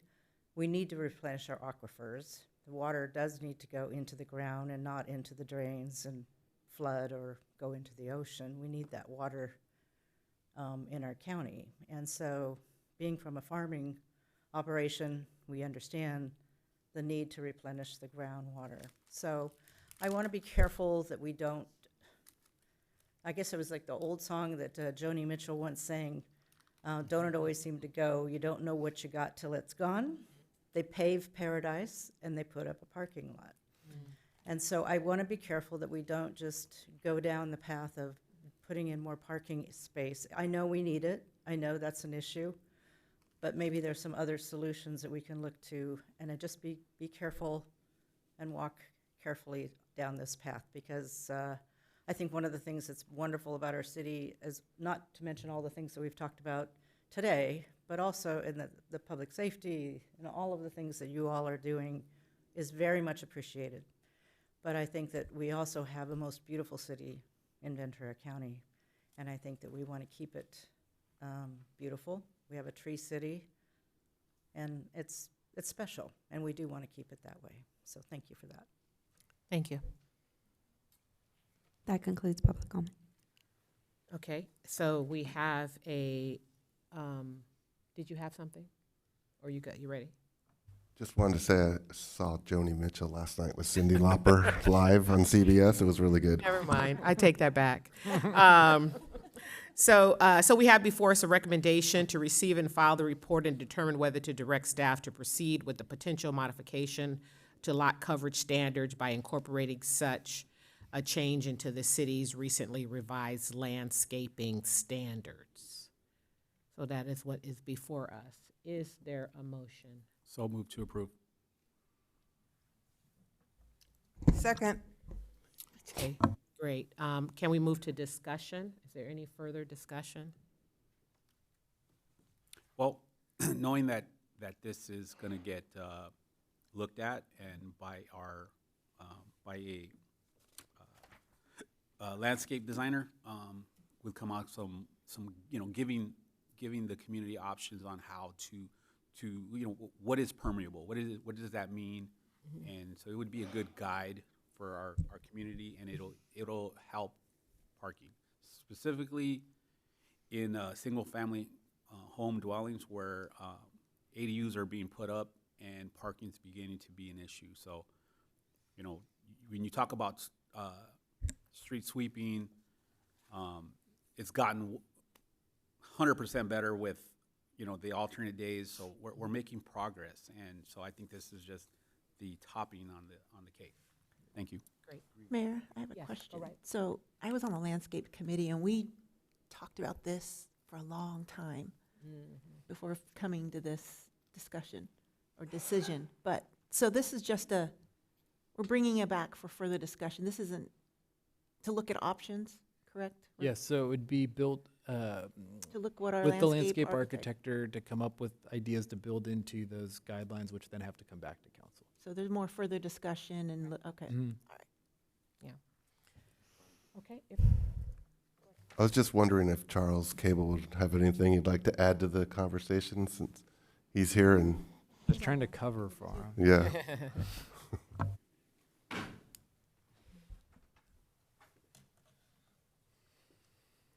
Good evening, Mayor, Mayor Pro Tem, members of the public.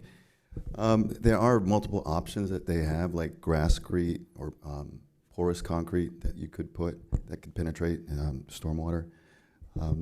City manager raises a good point. My primary concern with Public Works is not to overload our storm drain system, because we've seen the flooding that's happened. So I think this is a good compromise to have the ability to infiltrate the water.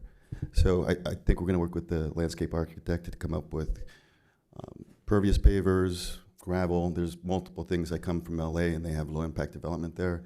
And in Santa Monica, they encourage something called grasscrete. It'll take H20 loading and fire truck traffic. So there are options out there. So I just wanted to mention that.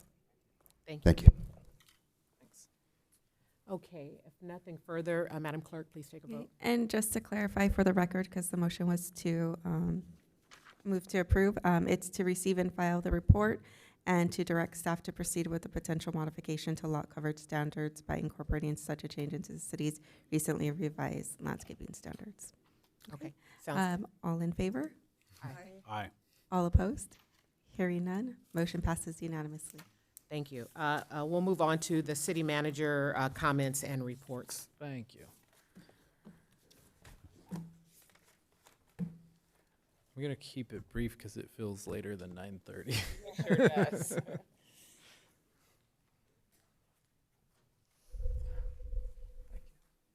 Thanks. All right, we wanted to highlight a couple things, and some of them are just things that we talk about a lot, but we don't really dig into. So we wanted to highlight some of the good work. And one of them we wanted to start with was our 2025 lifeguard and junior lifeguard program.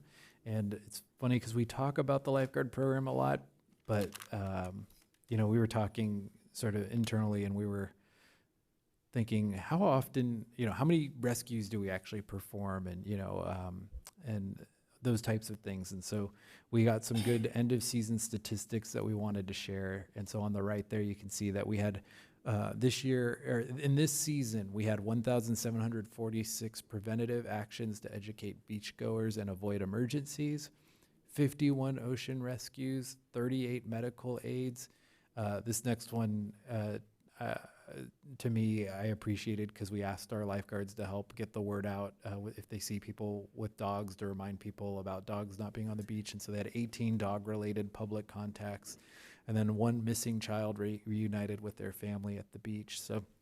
So we talk a lot, and I think everybody appreciates the lifeguards, but we wanted to highlight that the on top of just liking, or you know, enjoying seeing them out there and working, that they really contribute to the safety at the beach.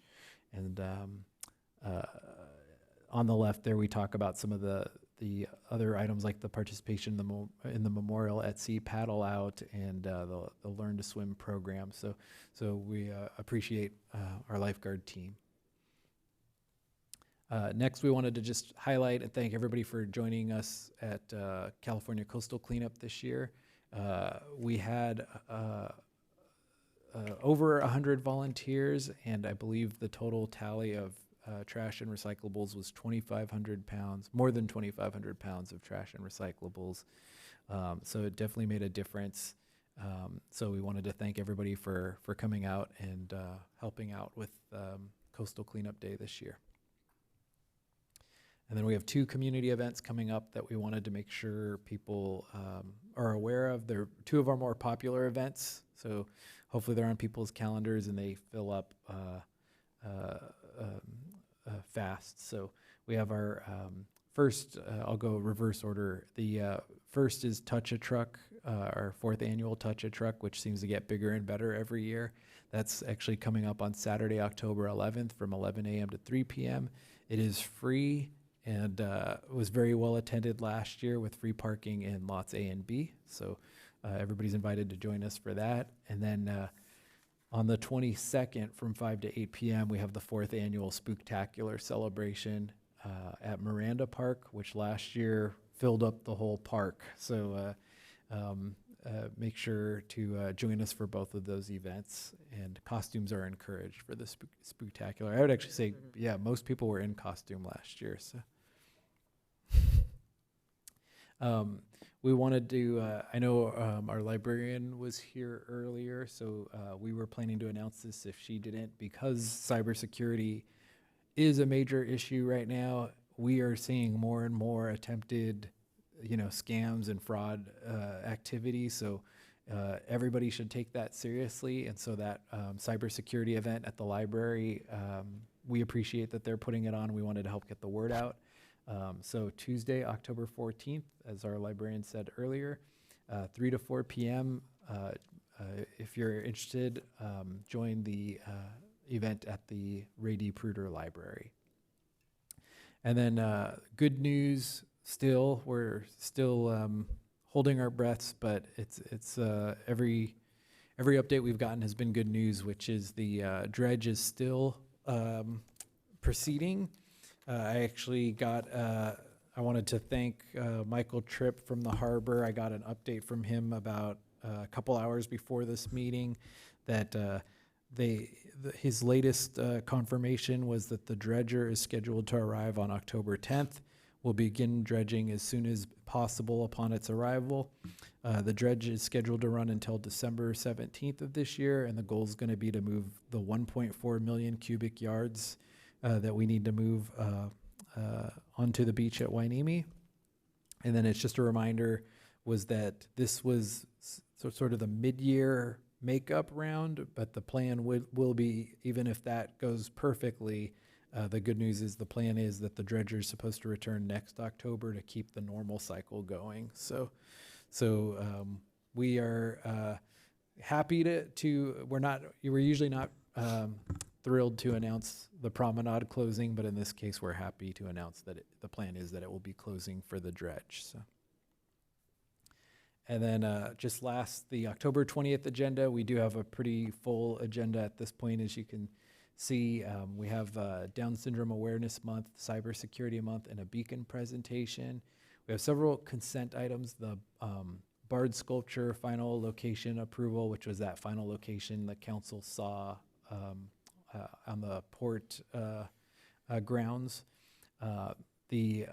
That's on consent. The clarification we mentioned about the traffic corridor and the amount of trips. We're working with the Boys and Girls Club on waiving. We're planning to recommend fee waiver for an event at the community center, and also we've been working with Del Sol High School to try to help with some of their programming. So we'll be bringing that to the council to consider as well. And then for public hearings, we have the cannabis development agreements on this list, but as a reminder, it's going to be review of, I think right now we anticipate 4 businesses that are out of compliance with their agreements. So even though it's listed as one item, that is going to be a pretty lengthy item, reviewing 4 of those businesses. And then we have our kind of regular cycle building code adoption that usually happens every 3 years. And then we're planning to give the presentation requested by council about the park reservation process and how that works and what's in place. And that's something that the Recreation Department's been fine-tuning since the reopening of Bubbling Springs Park. And so we're going to be presenting that and updating everybody on that. So that's a pretty full agenda, and that's the plan for October 20th. So, and with that, I'm happy to answer any questions. Any questions? Councilmember Hernandez. Yeah, thank you. Thank you, James, for your report. I had a question about the mold in the museum. Can you give us an update on what's happening with that issue? Yes. So I was looking, I thought he was here.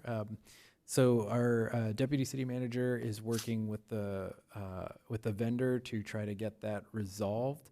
And so he's expecting to have an update for the committee, and we'll share it with council as well this week. Okay, great. And then the landlord harassment agenda item, will that be coming up soon? It's on the list. I think right now it's on for the first meeting in December. Okay. So great, thanks. That's all I have. Any other questions for city manager? All right, if no more questions, we're going to move on to council members' reports and comments. Councilmember Perez. Yes, I attended my committees. One of them was the Association of Defense Communities.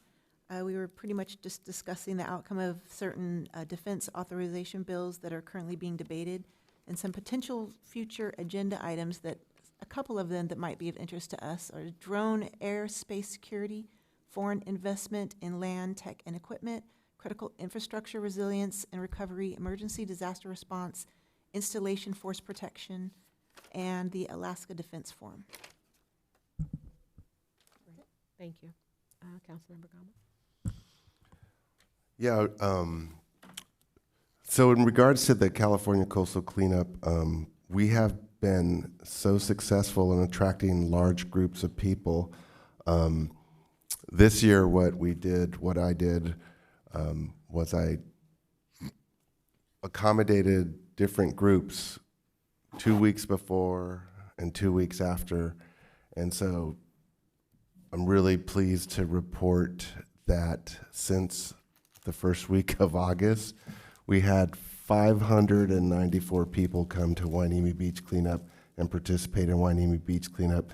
And I'm beginning to feel that our beach is really clean. People tell me this all the time, and we get people from throughout the county that come, and it's just a wonderful thing that's going on down there. And so I just really appreciate the city staff helping on the California Coastal Day. And also, I appreciate the fact that we have many groups that participate not on the California Coastal Cleanup Day, but in the spirit of the California Coastal Cleanup. So we really have a really great thing going here. I also want to say that I'm wearing pink tonight for all the women who have endured the struggle of breast cancer.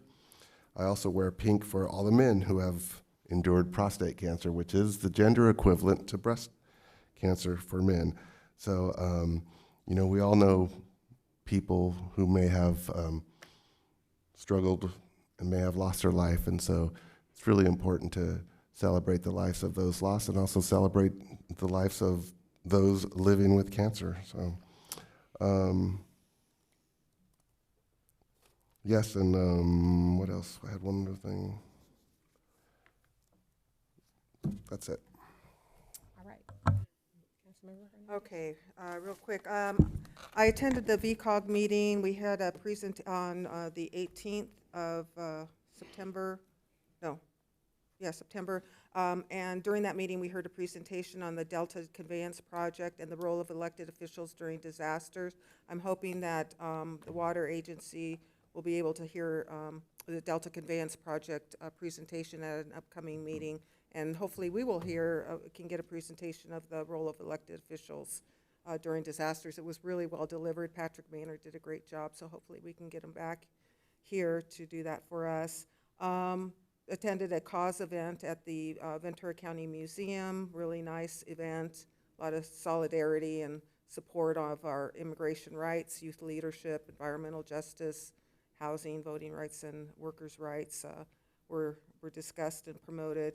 2 events I attended, one at Cal State Channel Islands University with the Site Authority meeting, which I chaired on the 22nd, and then the President's Dinner later that month.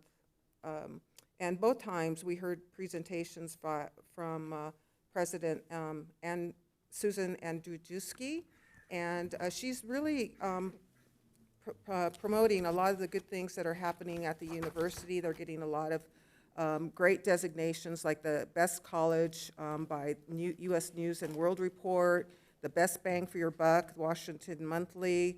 They achieved the 25% Hispanic student population enrollment and designation for serving Hispanics in the community. Seal of Excellence, Carnegie designation. Enrollment is up, which is really good for the university.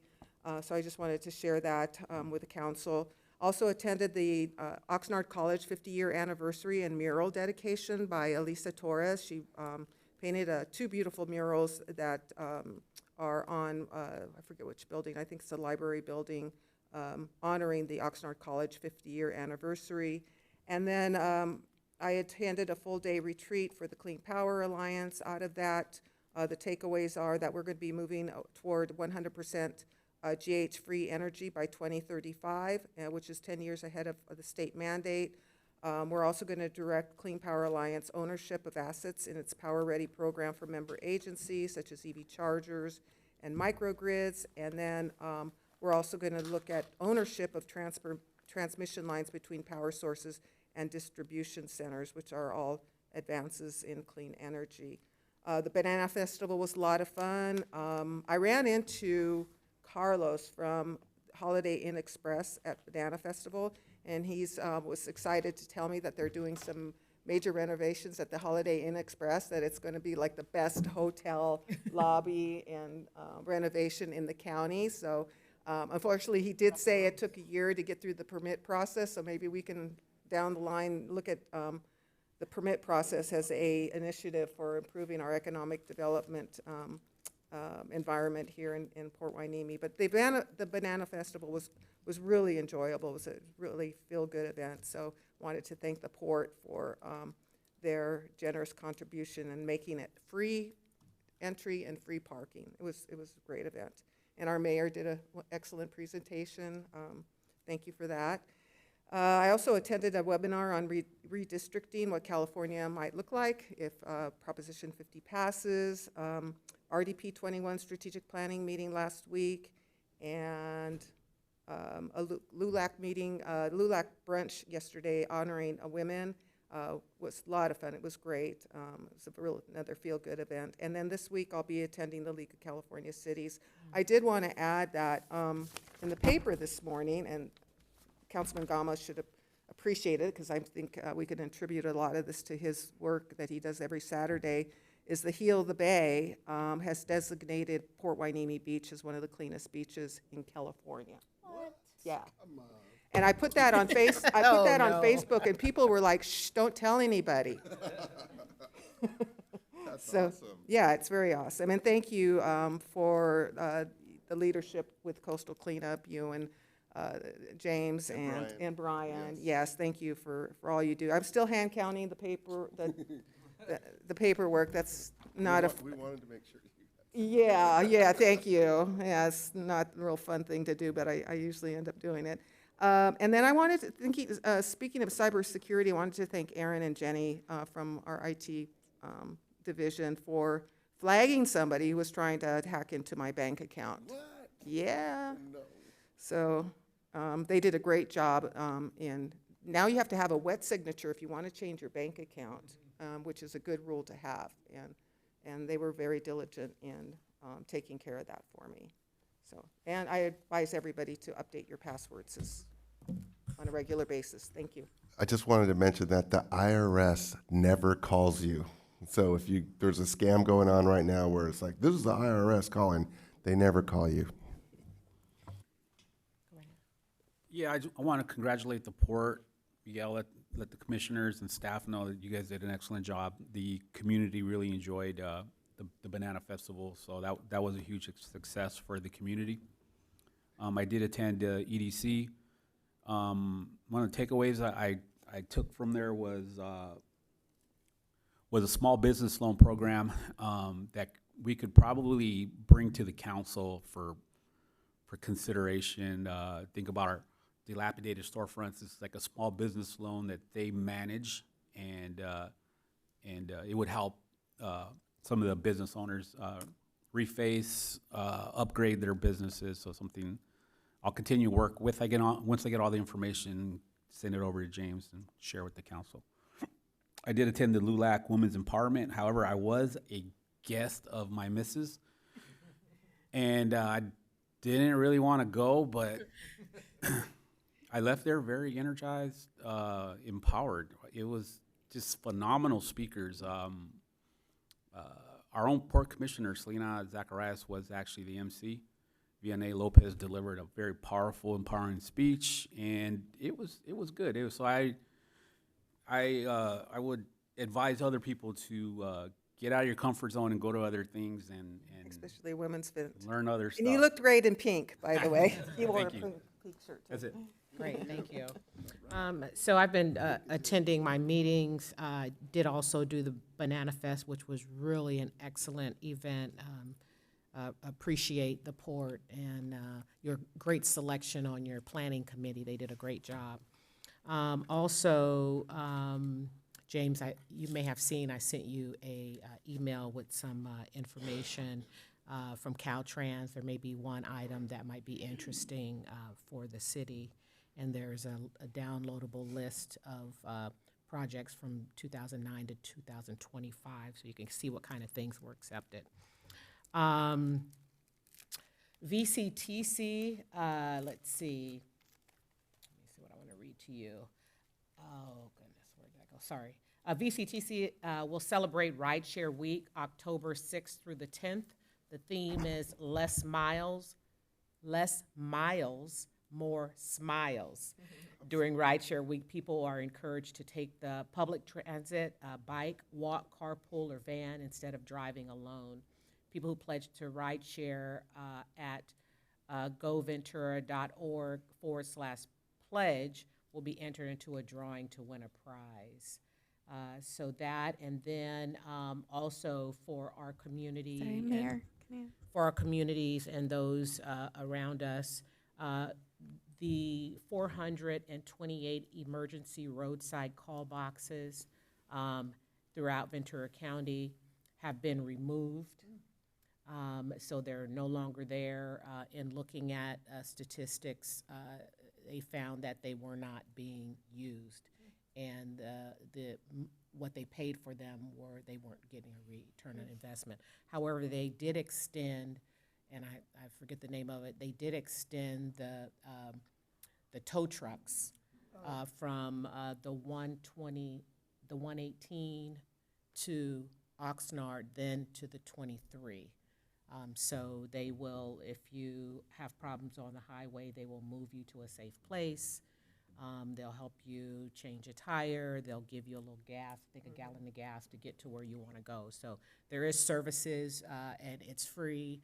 They use money from the taxes that are paid to the DMV for the services. And I thought I had one more. I think that's it. I will be traveling Wednesday out of the country. I'll be back on Tuesday. I think that's the 13th. And then this is just a heads up, I'll make another announcement later. I will be attending the CTA conference. That's the California Transit Association Conference and Expo, November 4th through the 6th.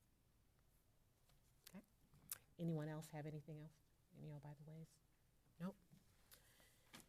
If not, let's move to requests for future agenda items. Any future agenda items? I don't have an agenda item request, but I was wondering if we could get a certificate for Tony Vellante, who's celebrating his 90th birthday next Saturday. Is it possible to get a certificate? Yes. Trying to figure out how we can do it, but we'll figure it out. I mean, I thought about a birthday card too that the council could all sign. I don't know what the pleasure is. Could do. Yeah, I think that's Okay. Would that sound okay to everybody? No comment Circulate a business or a birthday on the card. agenda, but yeah, it's a good idea. Okay. Okay. Thank you. Go ahead. Yeah, so I would like to have a future agenda item on how we as a city can be more transparent with the process on how to accept donations. Second? Madam Clerk? All in favor? Aye. Aye. All opposed? Hearing none, motion passes unanimously. Anything else? And I got one more. Okay, go right ahead. I would like to add a future agenda item to add trunk or treat event next year. Trunk or treat. We are doing a kind of a trunk or treat. Vendors with It's candy spectacular. at the Spectacular. There's a bunch of vendors going up and giving away candy this year. A trunk or treat is like just Cars. so it would be a future agenda item that we could discuss. I'll second it. Yep. For discussion, right? Yeah. That's all. for discussion. Yeah. All in favor? Aye. All opposed? Hearing none, motion passes unanimously. Great. Any other items? If there are no other items, the next regular meeting is scheduled for Monday, October 20th at 6:30. The meeting is now adjourned. The time is 9:49.